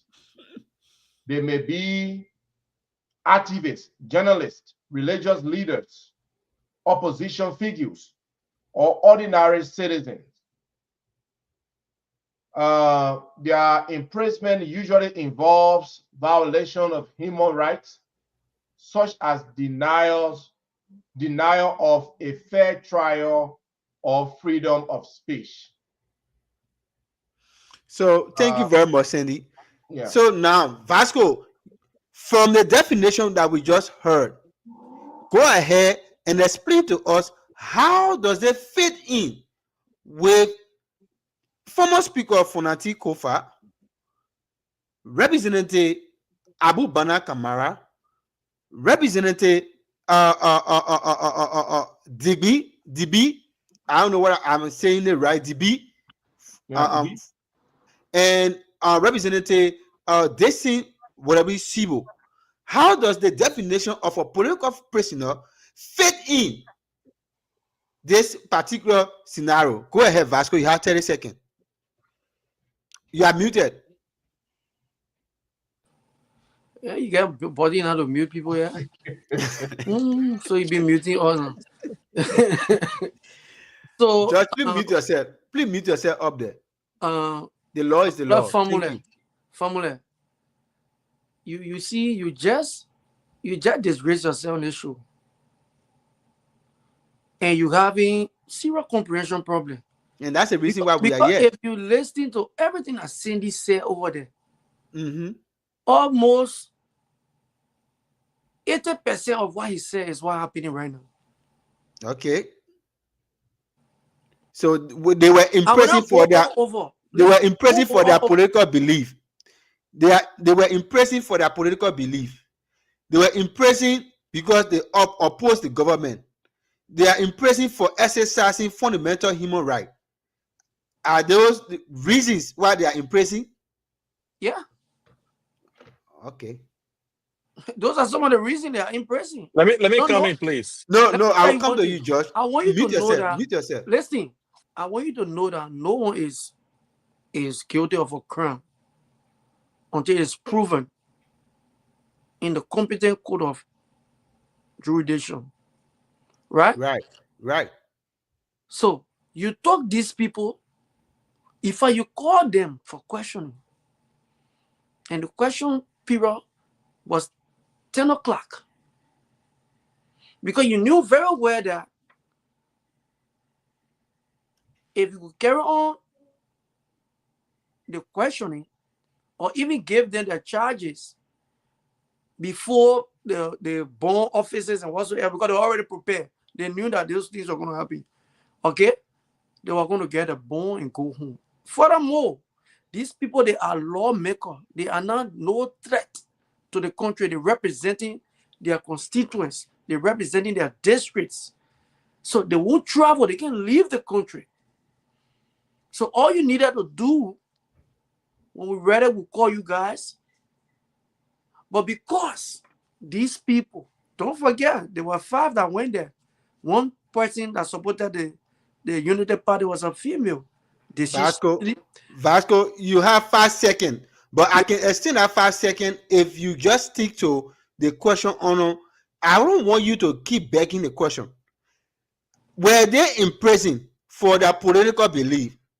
Were they in prison? Yes, and I gave you. Okay, then thank you very much. We're done with that. We move on to Senny. No, you can cut me off like that. That's how they can do something. You said yes, and that's it. You've been talking all along. You just cut me off. All right, take 5 seconds and learn. Since you're in flight, learn in 5 seconds. Yeah, that people can do something, man. So listen, as I was saying, these people, there were 5, they went down there, right? They allowed the female to go because the female now is sedition. She went home. Even today, she wasn't among the 4 people that went over there. So that alone should tell you that because of the political belief and because they oppose this government, that is the reason why they have given them this kind of a treatment. So I will stop right there. Thank you. Thank you very much, Vasco. Thank you. Let's move on to our brother Sandy. Sandy, what's your take on this? Comprehension and serious problem. I mean, I just told you this political, these are people beliefs, right? So Vasco can attach his belief or what he think is happening. It will inform his definition of what a political prisoner is. I do not want to speculate, make accusations in this case. Again, so Cindy, this is not an accusation. This is directly out of what the chairman of the opposition political party said in a political gathering, that these people were held because they were held as political prisoners. So for that backdrop, and you have already read a definition, I want you to take in on this and explain to the Liberian people whether the arrest that has currently occurred, whether it fits the definition of the word that the chairman used. Was the chairman in error, or was he malappropriate, or what? Or is it malappropriating or something? I don't know. I can only speak to what the police told the Liberian people. The police did not inform us that their arrest was motivated by political affiliation or by political alignment in any ways. They carry on their process, their practice, their usual practice. Those guys were called in, they were asked, and unfortunately, they were kept. They have been kept behind bar until Monday for hearing. So they will appear in court on Monday. I am not going to say that this has any political alignment or political connection. What I can say is that the police are doing their job. We just need to allow justice to play out. That's it. Let the investigation play out. Thank you very much, Sandy. And then we will see the result. Let me take my brother Josh. But Josh, before you go to Josh, all right. What we experience in Liberia often is that people will speak out based on their political affiliation. The CDC, we can tell. I mean, Funati Kofa is a member of the CDC. So the CDC, by all means, is upset with this whole thing. We can see that. I mean, they can make the statement. That should not stop the police from carrying on their work. We Liberians, on the other hand, should also encourage the police to do their work with transparency. They must be fair in the process. Let the investigation go on transparently, and that no one. Let me say this: Funati have spent will be spending 2 to 3 nights in jail. Well, this is the total amount of time they spend in jail. If you cannot provide evidence, clear evidence at this point, Liberian people will come up against you. That I can say freely. You will not just put people behind by and then come up tomorrow and say, oh, we have no evidence, or show no evidence.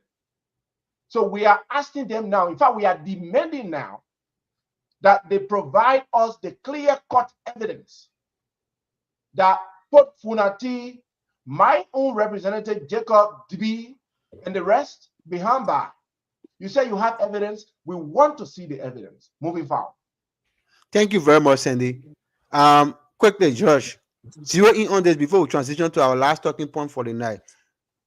Oh, thank you. And we go for zero on this. I just want to put into context the past so that we can know exactly where we are going. On March, I think it was March. What was that? March 10, 2021. Mo Ali made a statement on Facebook. He said,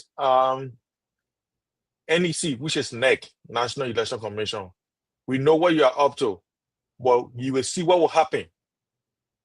Prior to that happening, he made another statement. He said he does not, he said, I don't believe in the integrity of the Supreme Court. Most of the judges there are corrupt.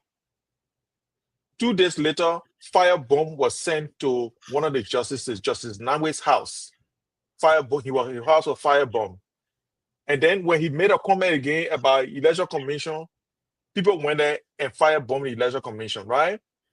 And when he was invited, President Boakai said he was innocent. He never needed to go and see the police. So for 3 days, the police asked him to come to the police station. He refused. Almost a week later before he went there. That's just a context. What we are saying here is the brutality of the police force in Liberia and what they're doing to the Liberian people. And trust me, in any society, when police force become brutal as they are in Liberia at this rate, because since President Boakai came to office, police have killed people. Unlike the past 6 years, police have killed people. Police have brutalized a lot of people. Josh, and guess what? Josh, I think you're going out of track. We're not discussing that. You've already said that you can keep that included in your closing. We are specific about whether these individuals are held, because your party chairman today said it on the media that they are considered as political prisoners. I want you to go specific because the definition is already out there. Fit it in the concept, in the concept, so we can go on. We want to move to the next topic. Quickly, I'll move it quickly. Look, the first thing is that those 5 lawmakers were part of the minority group. These are the people that oppose the regime speaker. And among them was a DJ as well, but the DJ, move on the other side. So these guys opposed the government, went to court more than 3 times, came from court, won the court ruling.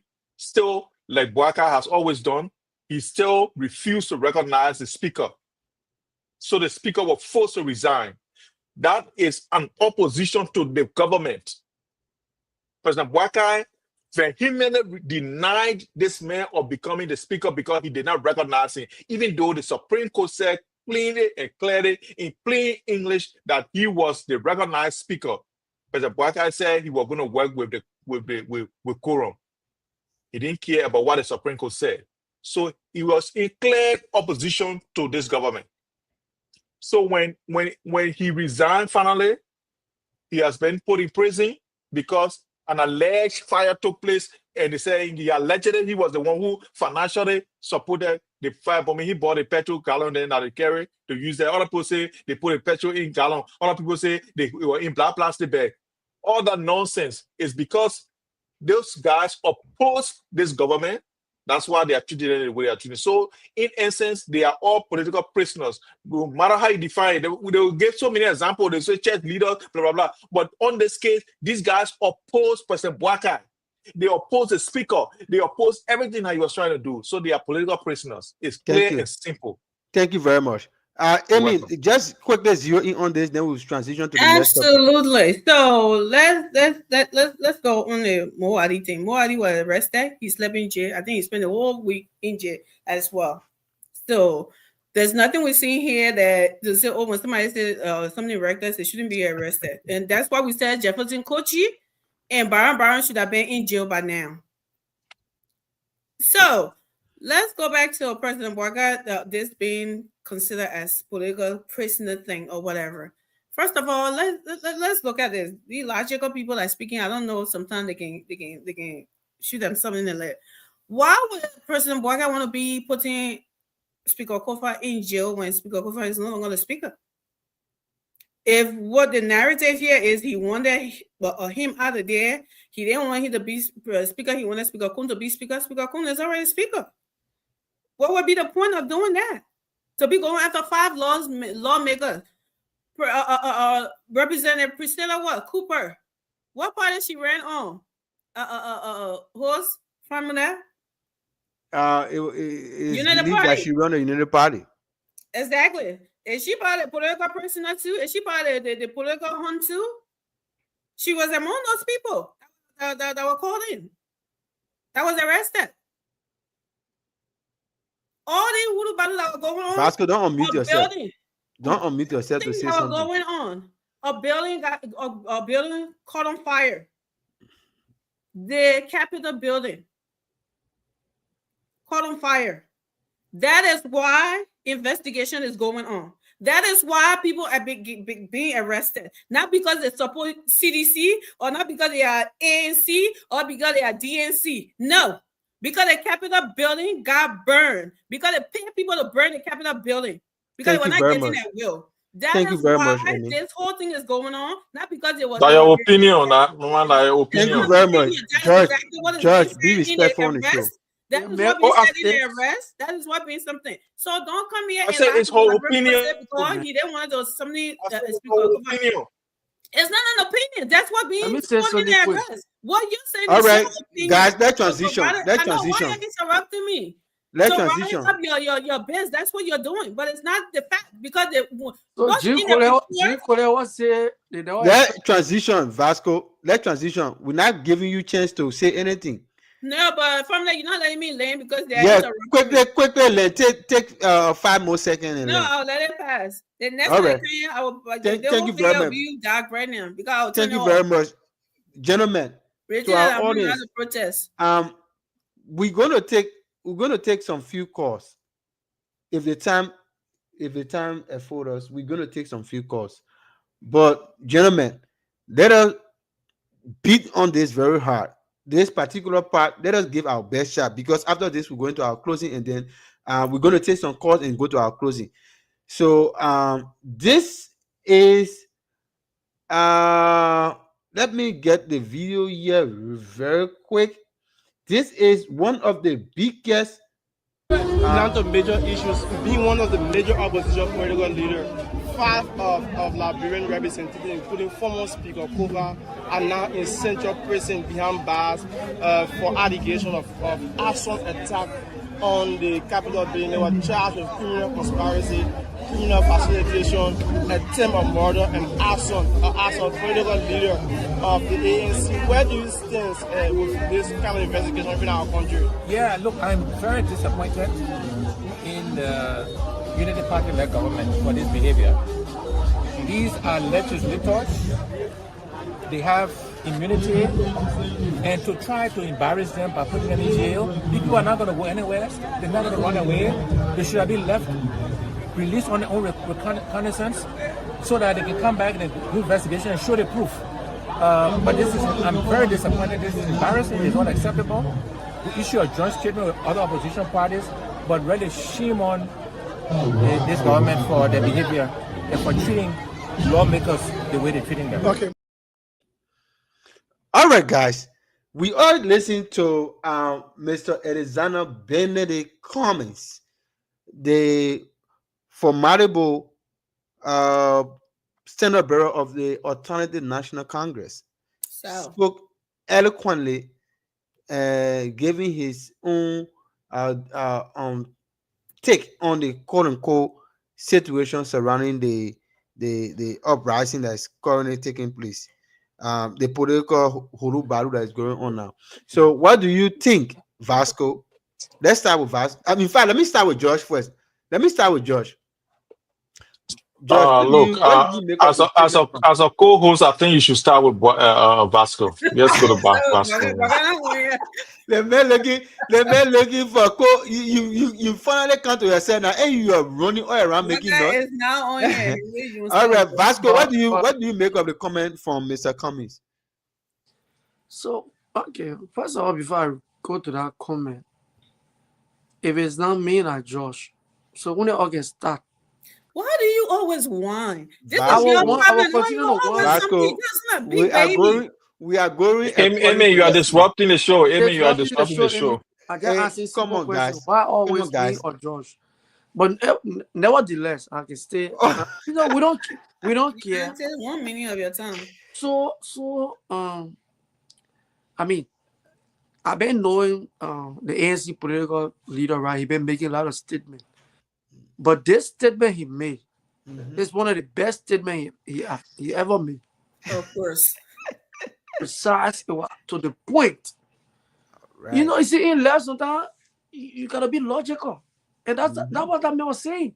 The same thing I'm telling you. These people, they have nowhere to go, but because you want to prove a point that I jail CDC lawmaker, because the people when they meet on 19th Street, they have all the discussion. Greg had all the discussion when they begin them more Ali and other men. We'll deal with them men, we'll show them men what we made up. Try to prove a point. That's why you get it. More than the men are coming out. More than they will come out. But they wanted to just disgrace them and show that supremacy, that we are in power. We can do anything we want to do. And I just want Mr. Cummings to say, simple as that. Thank you very much. A civilized government. You have 2 years experience leader. And you running the country that the way you running the country. Look at Liberia today, just Liberia. All right, Vasco. What the fighting. Vasco, thank you very much. We want to be fast on this because time is fast spent. I'm a mini. Time is fast spent. You're gone for 2 minutes already. I can't take I ain't talk for 1 minute and 2 minutes. Because you wasted your time saying trivial thing. Let's go to the next one. I'm monitoring the time too. All right, no problem. Sandy, let's hear you. Sorry, I was trying to get off mute. I mean, that's Mr. Cummings. Vasco, what are you drinking on the show? That water? Pepsi. Vasco. Hey, Vasco got. Vasco said Pepsi. You want to look into it? Anyway, Vasco's on mute, but that's good. Mr. Cummings, that's his position. I mean, that's his position. That's how he feels. That's, you know, any of us can make our statements how we feel about this whole case. Again, I am determined to say that we allow the investigation to go. You know, yeah, we can sit there and say that, you know, these people have nowhere to go. Of course, they are leaders, they are representatives of their various districts. But our law, we have laws in the country. If the law says that for something like this, you know, the burning of the Capitol building and all the charges leveled against them requires that they stay or that they be sent to a jail, then yes. And the reason they are in jail for, you know, a couple of days is because it's the weekend. It happened to be the weekend. I mean, that's another argument. Folks who say that it was strategically done to keep them in jail over the weekend. That could be another, you know, side of the argument. But, you know, whatever the situation is, we can all make our statement, but it's only up to the law enforcement or the investigatory team to do what they need to do to get to the bottom of this. Let's ask them to do it rightfully, to be fair, to be transparent. Yeah. The Liberian people the answer that we need. Thank you. Thank you. What Mr. Cummings say, or what any other person say, what I look forward to is a transparent, non-political investigation. Thank you very much, Cindy.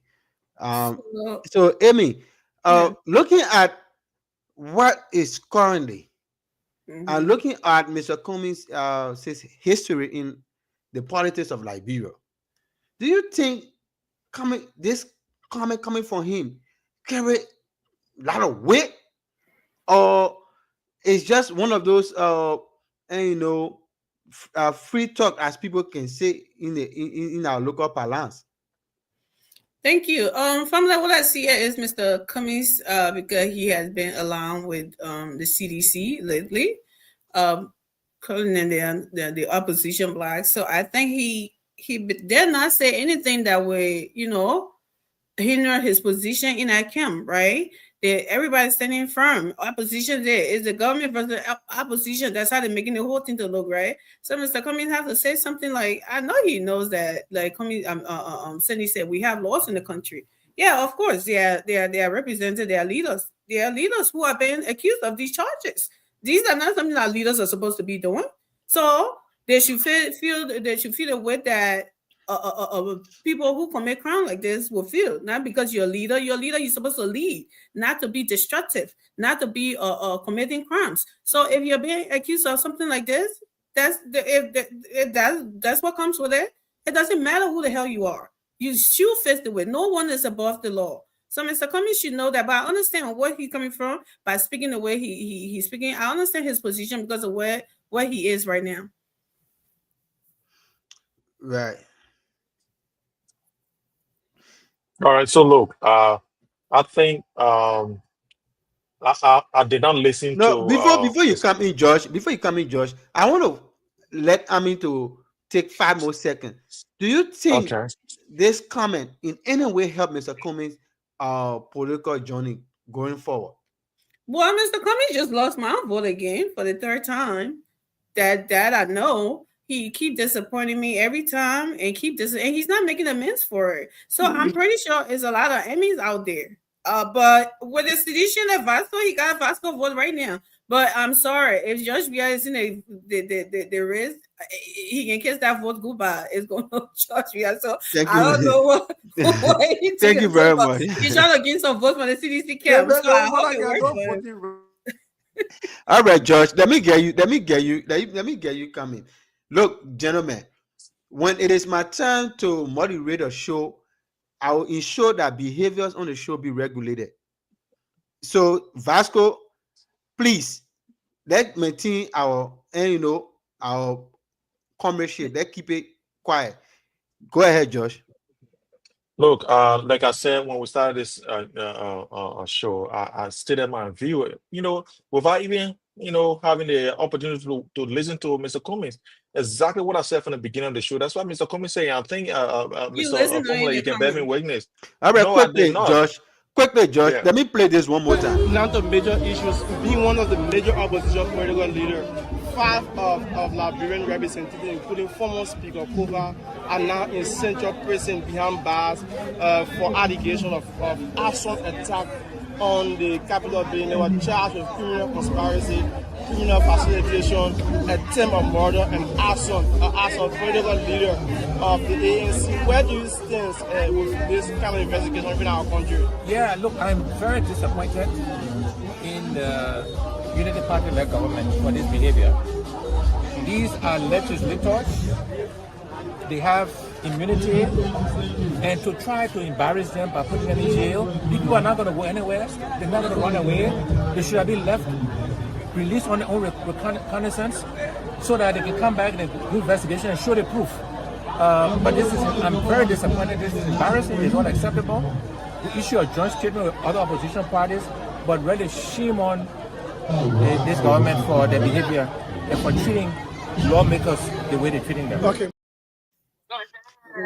So that's a very good one, Josh. I played it for the second time so that you can able to grasp all of the words you were using. He said that lawmakers should be left on their own reconnaissance.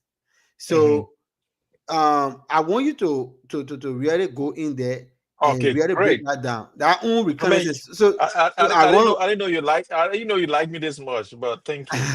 Because you cook the soup for me, you just put it on the table for me to eat. So it's when they say left with their own reconnaissance, right? That means if they are the way they were, let's say they were being investigated, right? And you form probable cause, that you got a case against them. All you needed to do was to inform them that look, you are indicted, you are being summoned to court, and you'll be informed in due process when you go to court. Finish. That's what they said, left with their own. That means lawyers already even sound for them. That's what he meant. Because they are lawmakers. They got no reason to escape, to run away. You know what I mean?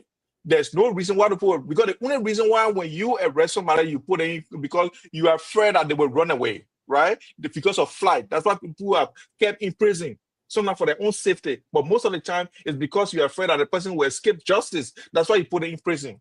But because these guys are lawmakers, they are representing more than 3,000 to 4,000 people in the country. They got no reason to run away from that responsibility to go somewhere else, because we have never seen it in our history. And the only reason why when they arrest people, they can put in prison people who have had prior convictions, people who have been committed crimes before. They feel that the person is a criminal, the person will run away, the person will do this, the person will escort justice. So we got to grab them and put them in prison until they are there, until they are tried.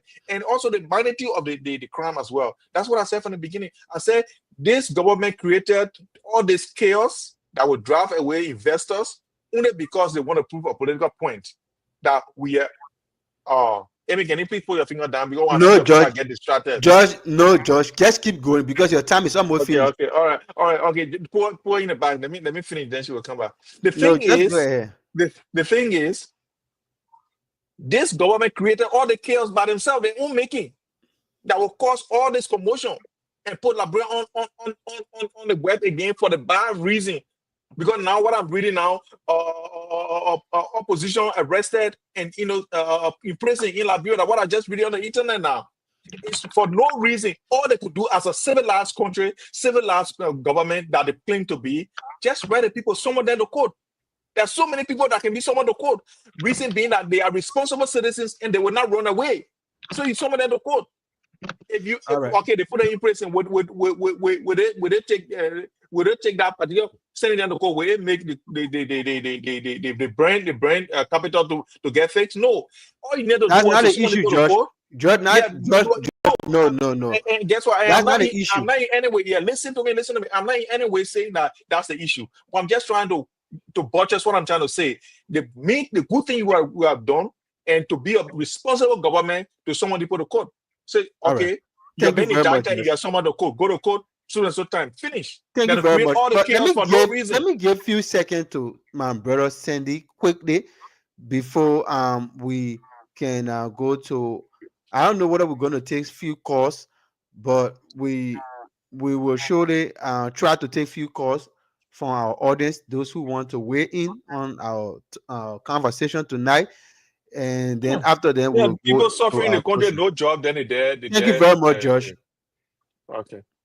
Look, I mean, no one is above the law. Thank God thank you for playing that video again.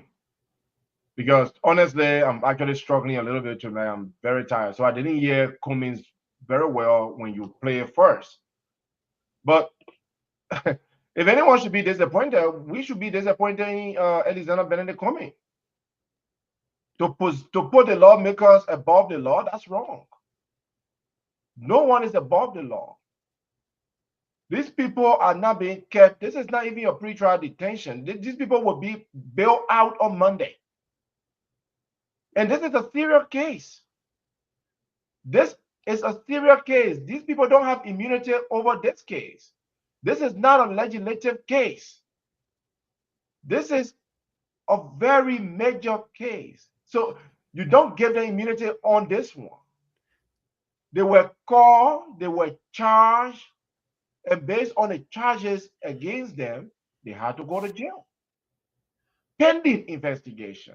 Now, when they come, okay, pre-trial investigation, Joe, that's why you wanted to correct me. Thank you. Pre-trial. Yes, pre-trial sentence. So that's what happened. Yes. On Monday, once they have the bill, they will be released. So, Sandy, why you were saying that, I kind of I got something from what you were trying to say. If Josh on the other end is saying, and Mr. Cummings is saying that is against the right, they're not supposed to be there. Why is a citizen lawyer, Fonati Kofa, saying on camera with a toothbrush, and you were even asked by General, did they use a toothbrush? He said, yes, I used my toothbrush, I brushed my teeth. Why did the lawyer say, oh, this is not in our law that I should go and to this kind of a detention till Monday? Why didn't he say that? This is a very common practice that folks like seasoned lawyer like Fonati Kofa is aware of.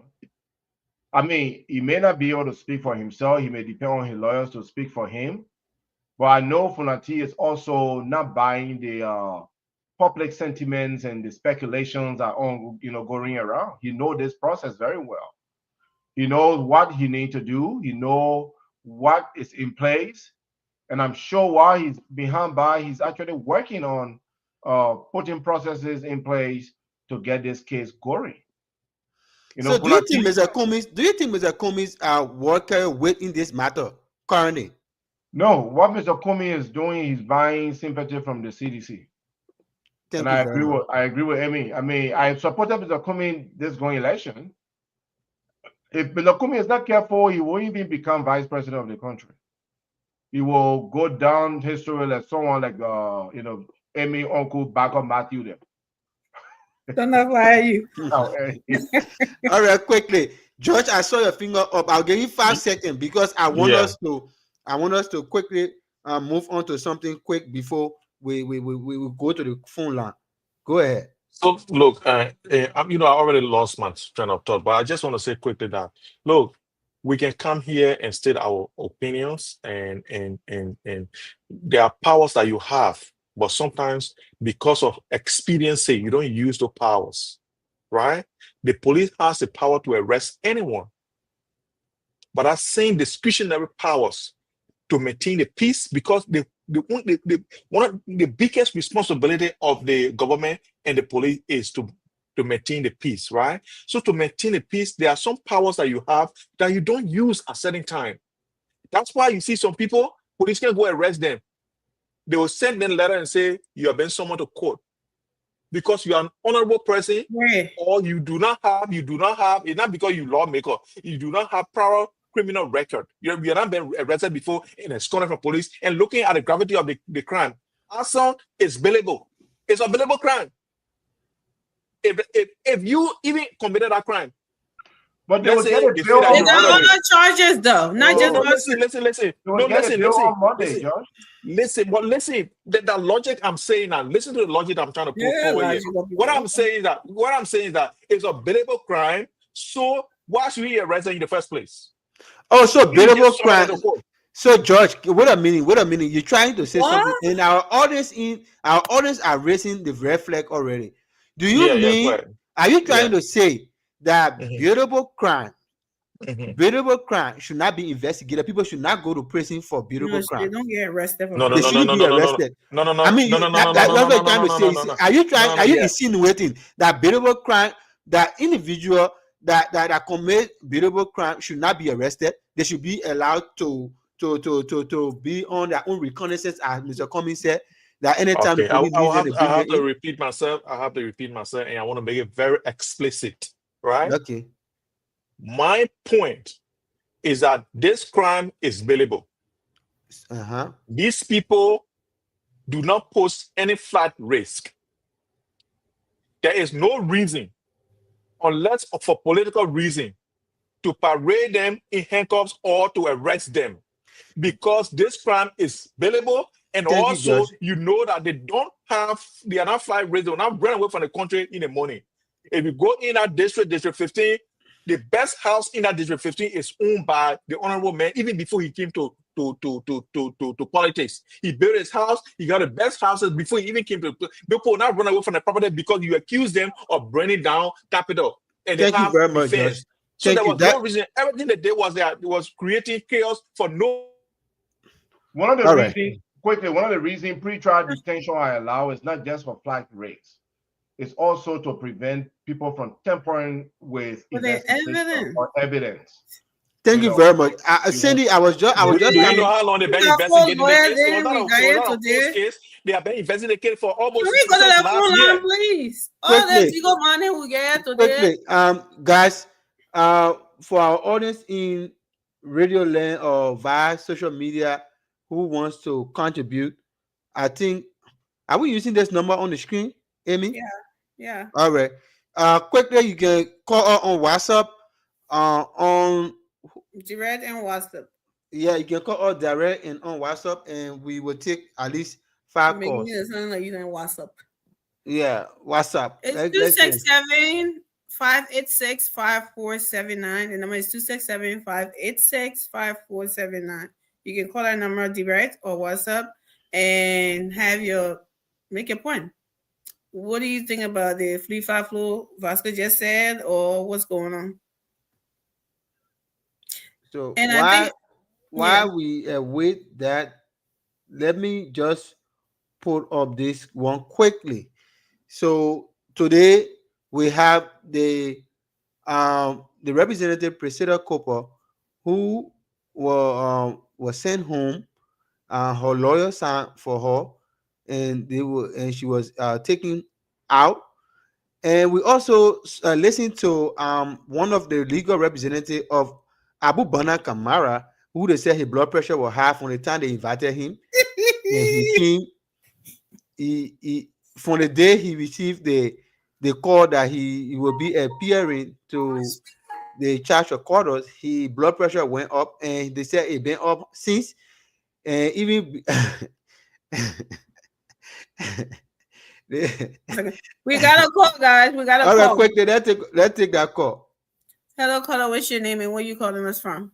My name is Lawrence Fala, and I'm calling you from Pennsylvania. So I am following the show, but then a few things I want to say. Right, this show, we understand that once political actors are involved, there will be political views.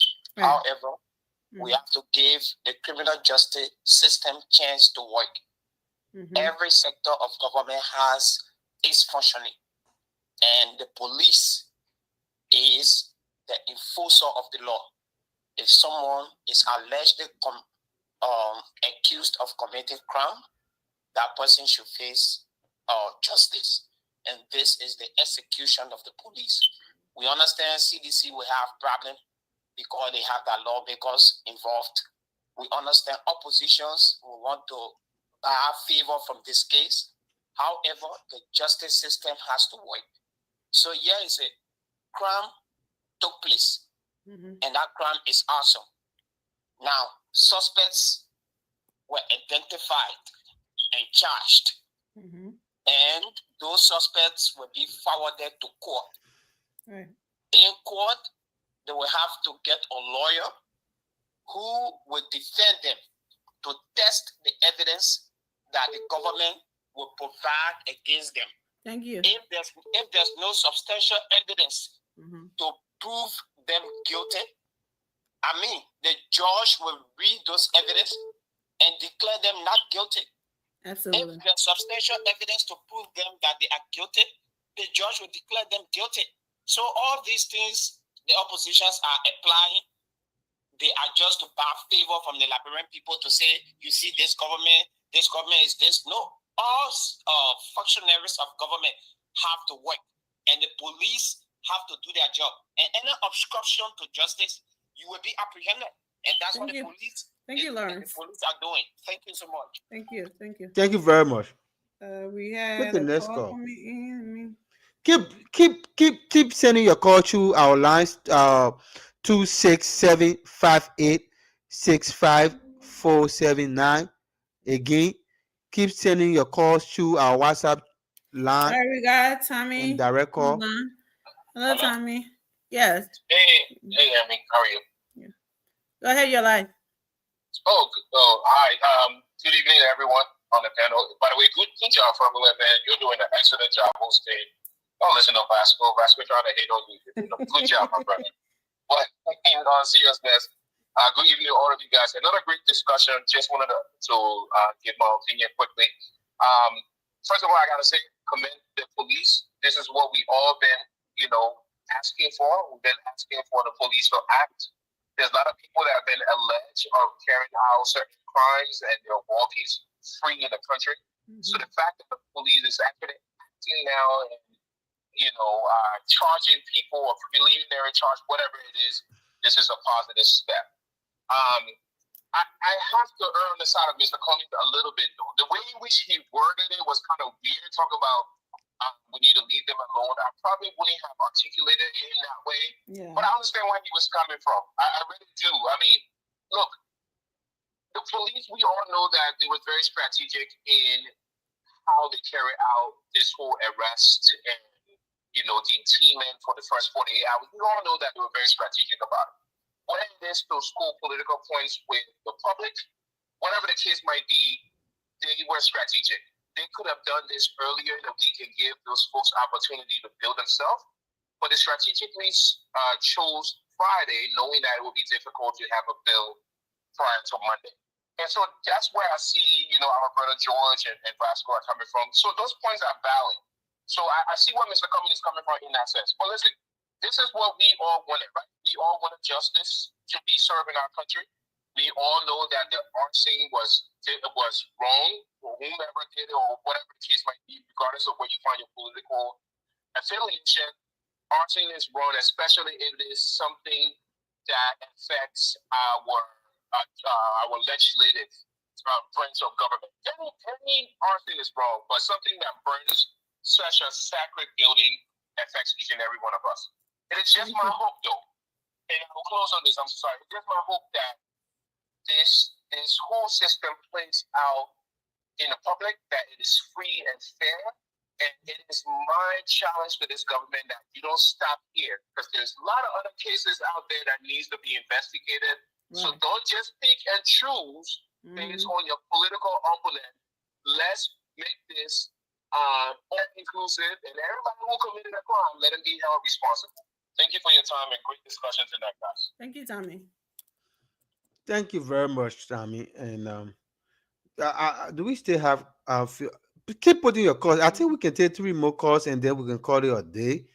Keep putting your call through on 267-5865-479, and you will be live on the Night Day Exchange. Guys, please make sure that you can still share the show even after the show ends, so that we can have more people to come up and join us to have this kind of a conversation. And this conversation will be here on every Monday, Tuesday, Wednesdays, and Thursdays. And then also at some point you're going to see us transition on the Spoon Midnight Talk on Fridays and Saturday. So sometimes we'll be here too. Like it depends which handle we have available. You will find us here, but make this family your family. Always come up here and let us have this cross-pollination of ideas. We disagree to agree, like my brother Vasco always calling me out, Josh on the other end always calling me out. That's the beauty of the show. And Jarahu is sometimes in the middle, neutral, and sometimes he's on the other side, but it is okay. That's what makes the show unique, you see. And Amy on the other side giving all that very soft tone, coming up with that firing, and tone, it kind of balance the show up. And this is exactly how we want to have our conversation. We should have conversation with tolerance and logic, and not resulting into invectives and other things. So we are happy to have this kind of a conversation. So today we had a lot of things on our list that we talk about. We spoke about the lawmakers being apprehended and taken, and we also saw the chairman of the CDC, the biggest opposition political party, and being also arrested at some point strategically, and taken in by the police, because the police is the same police that came from the previous administration, so they knew the tactic. Any attempt to allow the chairman to remain over there, the revolution. People who know the process in the revolution, once he grabbed the chairman, the revolution ends. The other guys, they disappear.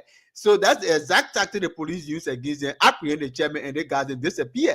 So although uprising, people who understand policing, they know that the strategy was, even if it was during the CDC administration, they would have done the same thing, apprehend the mean man, and the rest of the other guys would disappear. So it was not, get the guy, get the mean man. And look, real revolutionary. That's the reason why people say Chairman Jangako do not understand revolutionary posture. Because real revolutionary, the mean man will never be in front of that. The mean man will not expose the chest like that, because you are the target. So so it was balancing politics today. It was fun to see and today we had Mayor Koji also writing a very strong write-up, and he write-up gave birth to some other elements, making some reckless statement, threatening ministers, deputy ministers, the immediate family members, their kids and everything were declared today as most wanted. And we have subsequent video, but I couldn't bring that video up, where no comment were taken back with tears. Baron came back. He was lacrima. He was crying bitterly in the car, and he said NSA already tried to invite him to clarify, and he said He was not referring to them like that. It was politically. You know, we What? already. He said you are. He talked the talk. He know to walk the walk when they try to call him in.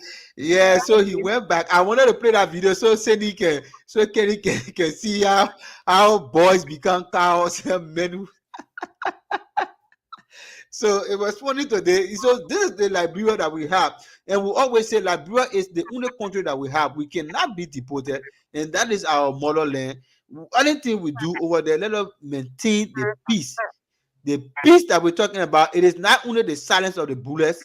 It is about the conversation that we have. It is about the rituals that we distribute in the communities, because we have a lot of vulnerable people in our country, and you see today that if people in our country were still thinking the same way that they thought, but the comment made by Honorable Gray on the Spoon show was enough to cause serious eruption in our country, where he said 1,000 men should be ready to be in prison, and in the end we saw that he couldn't even have 15 persons standing behind him.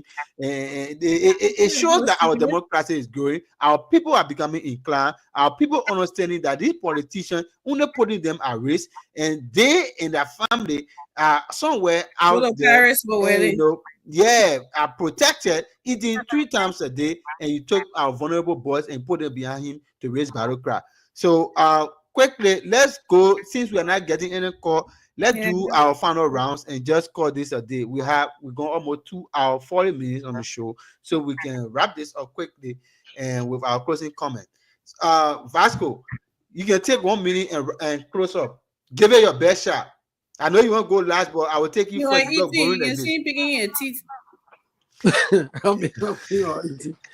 So, guys, it was a great show.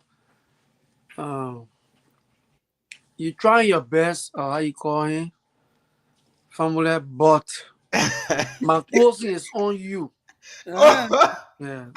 Look, Vasco, if you want to have a successful end, don't put your closing on me, because when you put your closing on me, I will show you in the back. No, listen, my closing will be on you, because your closing should be on the topic. Your best. You did well, right? Get chance now. Okay. I must commend you for the time. Right. Your time, your effort to sit down there and moderate the show. I must commend you for that. Thank you very much. But you, at the end of the show, you went a little bit off track. Anyway, they will keep it. I will talk that one in our own something. So let me keep that one. But let me frank now. The issue of a Jeff, the statement you're talking about from Jefferson Koji, my brother George broke it down. And nothing in a statement. Nothing in a statement threatening the peace of the land. Nothing in a statement threatening anything or anybody. Today, when before even Jeff could put up that statement, my people, you didn't go on Facebook to check. They had other picking and putting up many picture up. Everybody say, know your police officer. Know your 102. You know, my police Liberia don't even know who they call 102. They got people in the country don't know. They want, you know, all these police people. So if this is a perfect opportunity, right? If I'm living in a community and I got 102 in my community, I don't know where 102 living. We should be commending Jeff Koji today. Oh wow!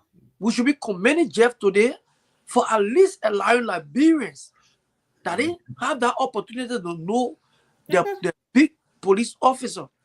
Today, majority of the people have the opportunity. Living in the Vera community will know where their police officer live, especially the big ones.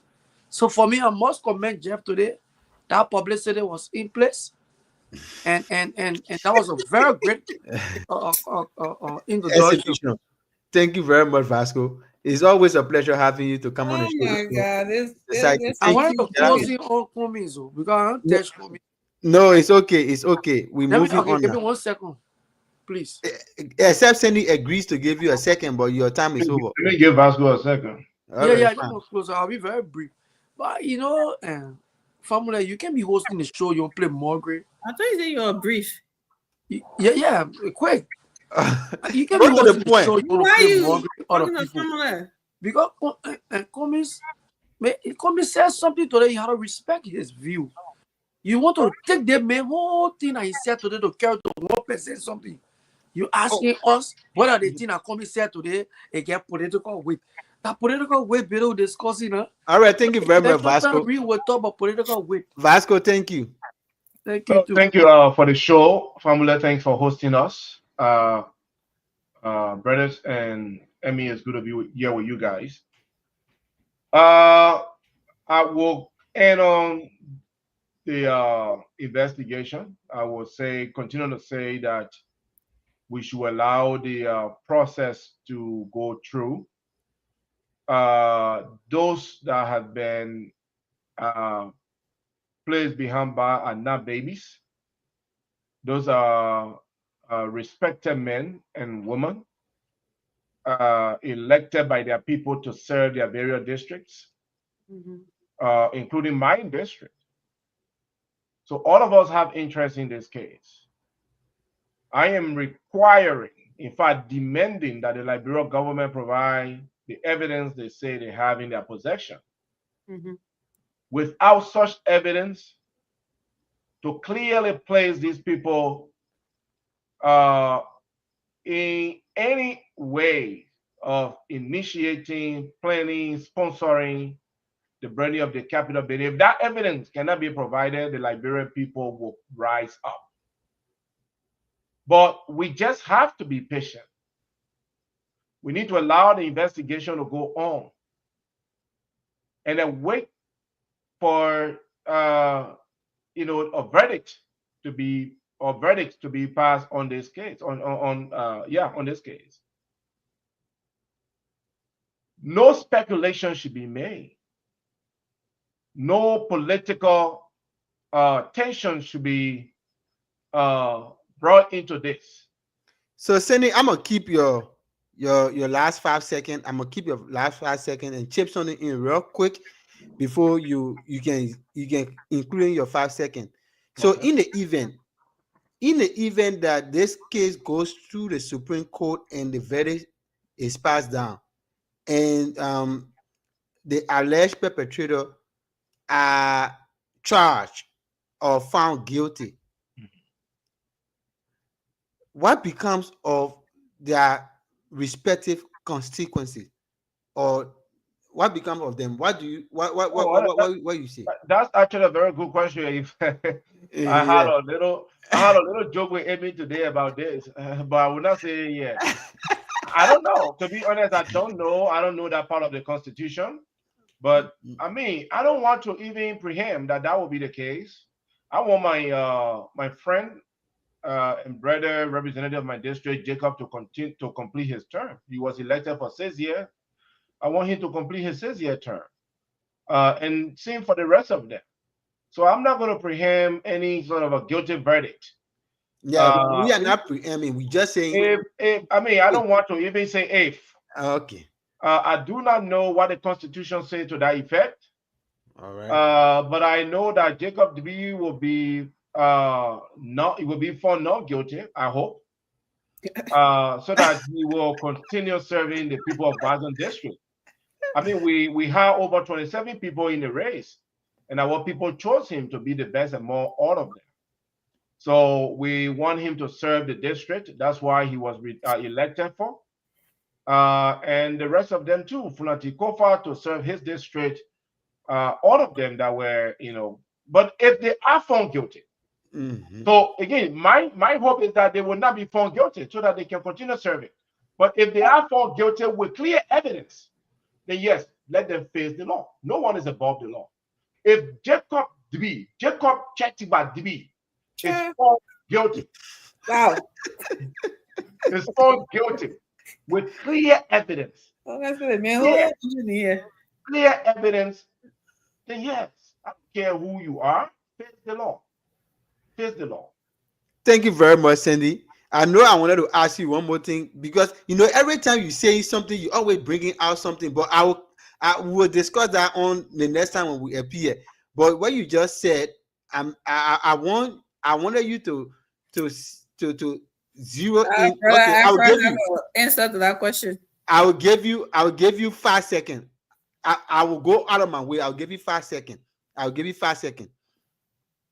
Do you think that the people of the respective districts whose lawmakers are being involved in these activities are being allegedly accused, do you think they should be disappointed, or do you think they are disappointed at some point that their lawmakers are involved with such, and such a heinous crime? Formula, you can only be disappointed when your lawmaker has been found guilty with clear evidence. At this point, you can clearly see on this show, we have people that believe that this is political. Yeah. So in the various districts, some of the other chat rooms that we are in, we see people expressing disappointment, not for their from their lawmaker, but against the government. That the government is politically hunting their lawmakers. People in Boston district believe that Jacob B is being politically hunted. Yeah, well, not all the people in Boston district in that chat room. Well, not all the people in Boston district. I'm from Boston district. I don't believe that. Exactly. But I'm saying there are people that believe that. Now, if Jacob is found guilty, which we hope he's not found guilty, but if he is found guilty with clear evidence, supporting evidence by the government, we will be disappointed in him. That's not what we elected him for.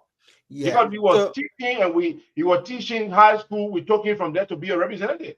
So that we are not going to say definitively that he or any of them are guilty, but we are just looking at the mere fact that they have been labeled as person of interest in such a case, in such a criminal case. Until they can be found guilty, we are not disappointed in our lawmaker. We stand with our lawmaker. The people of Boston Statutory District, Brangida County, stand with Honorable Jacob Chetty-Badbi. Okay, let's go to Emmy. Emmy. Then you say until that. But I think you could have said guilty. All right. Thank you very much. See the evidence. Even when you say guilty, we need to see the evidence. All right. So we reserve our disappointment until the evidence can be given. So in other words, Cindy's are protesting, but they are doing it intelligently. And and what the other word? I'll look for it, but I good English, I promise you. But our other friends then, they want to do it like, to show us that we've been to war before. It's okay. Where the government is there. We got hot water thing and everything. But anyways, tonight was a great show. It's I'm a little disappointed. I'm gonna say, I know my brother said we should wait for the guilty verdict. Yes, which is true. And we want a transparent investigation, free and fair. But we all saying here, unless some of us like to play politics and take political parties over our country, we all know that something happened.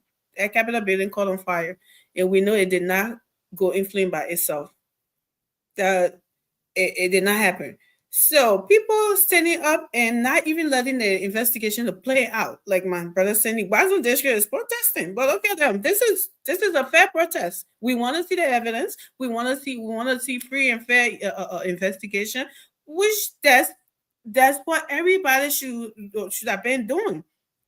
But when we say these people are not supposed to be arrested because they are lawmakers, then they are leaders, then they are something, what they are being accused of are not something that leaders do.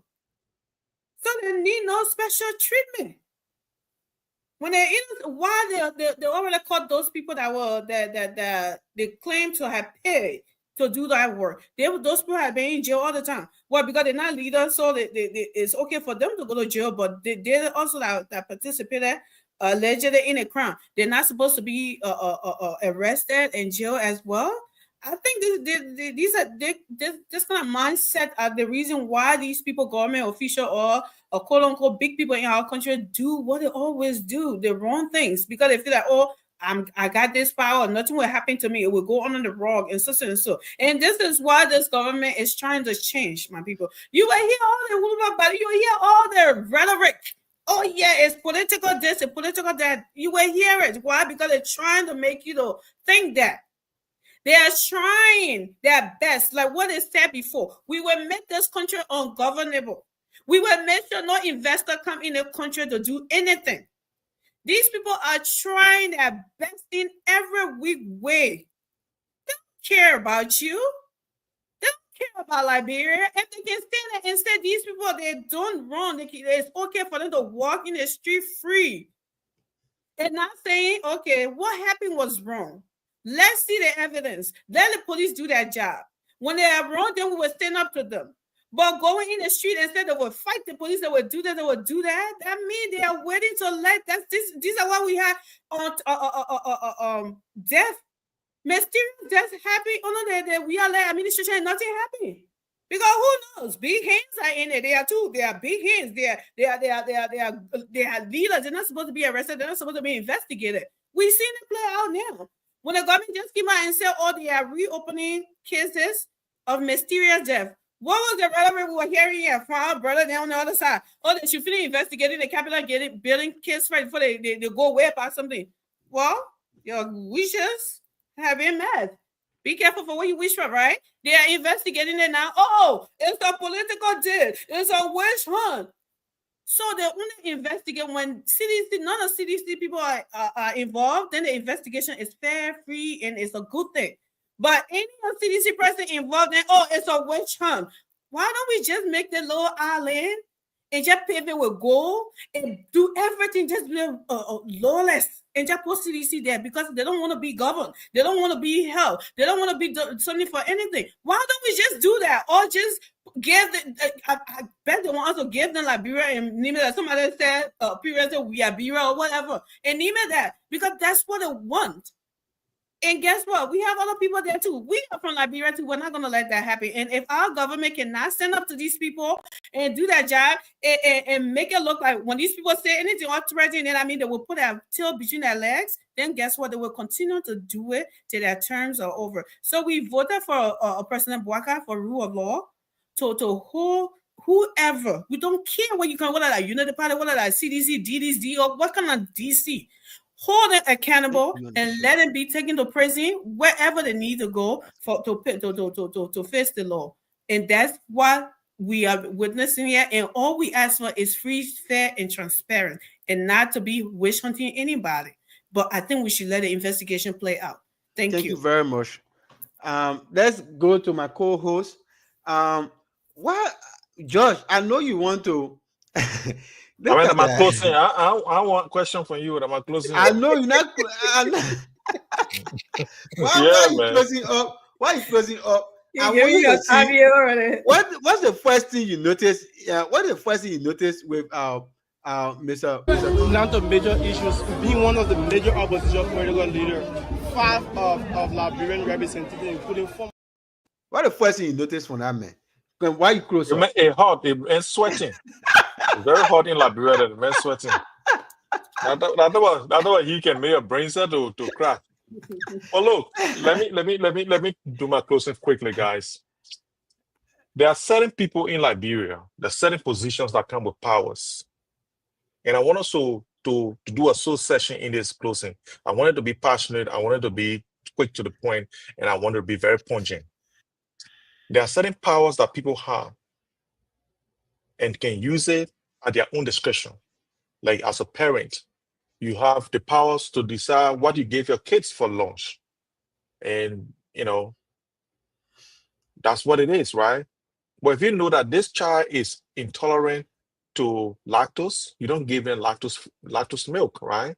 Because you know that they are intolerant. But you got it right. You could give them whatever you got, right? That's how our police is. Our police got powers that they can use by their own, what they think is good to be done. And sometimes the powers, they use them because They want to make sure that they maintain the peace. They want to make sure that people rights are afforded them and everything else. For this case and many other cases, this case was tried in the media. There are so many updates that have been coming. This government said they already done an investigation and got all the evidence. So there is no witness to be tampered with, right? Because you already got all your evidence, you got everything ready. So there's no reason to say if I charge these people and lead them to be in their houses, they will change the facts of the case. So that is actually out of the window. Because you already got all your, because they said they had metadata. Nobody has the power to change metadata. I think we all know that. Nobody has the power to change their positioning, their GPS positioning on their phone, wherever they were. The evidence is there. No one can change that. So the discretionary power that the police could have used is to summon these people to court. They would have not created all this saying that we see in the country today. All the noise are happening. Money not led noise. But because our country is so noisy that when you see money can be there. In a bank, when you go there, you never see people playing music there. Because money ain't like no noise. But our country is full of noise every day. And guess what? All the makings of our government, not the citizens. Every time you hear noise in our country is the exact work of the government. They go to arrest lawmakers because they said they are charging them. You can summon the people to court. They will go to court. But you are giving opposition. The July 17 protest, you are giving them more power and more zeal by doing what you're doing. Really? So more people now, and I tell you, as a sedition, we are going to endorse the July 17. I'm going to do that in my powers. I'm going to endorse it. I'm going to give it all my support, and I'm going to buy water to make sure that people in the streets drink water that day because of what you are doing.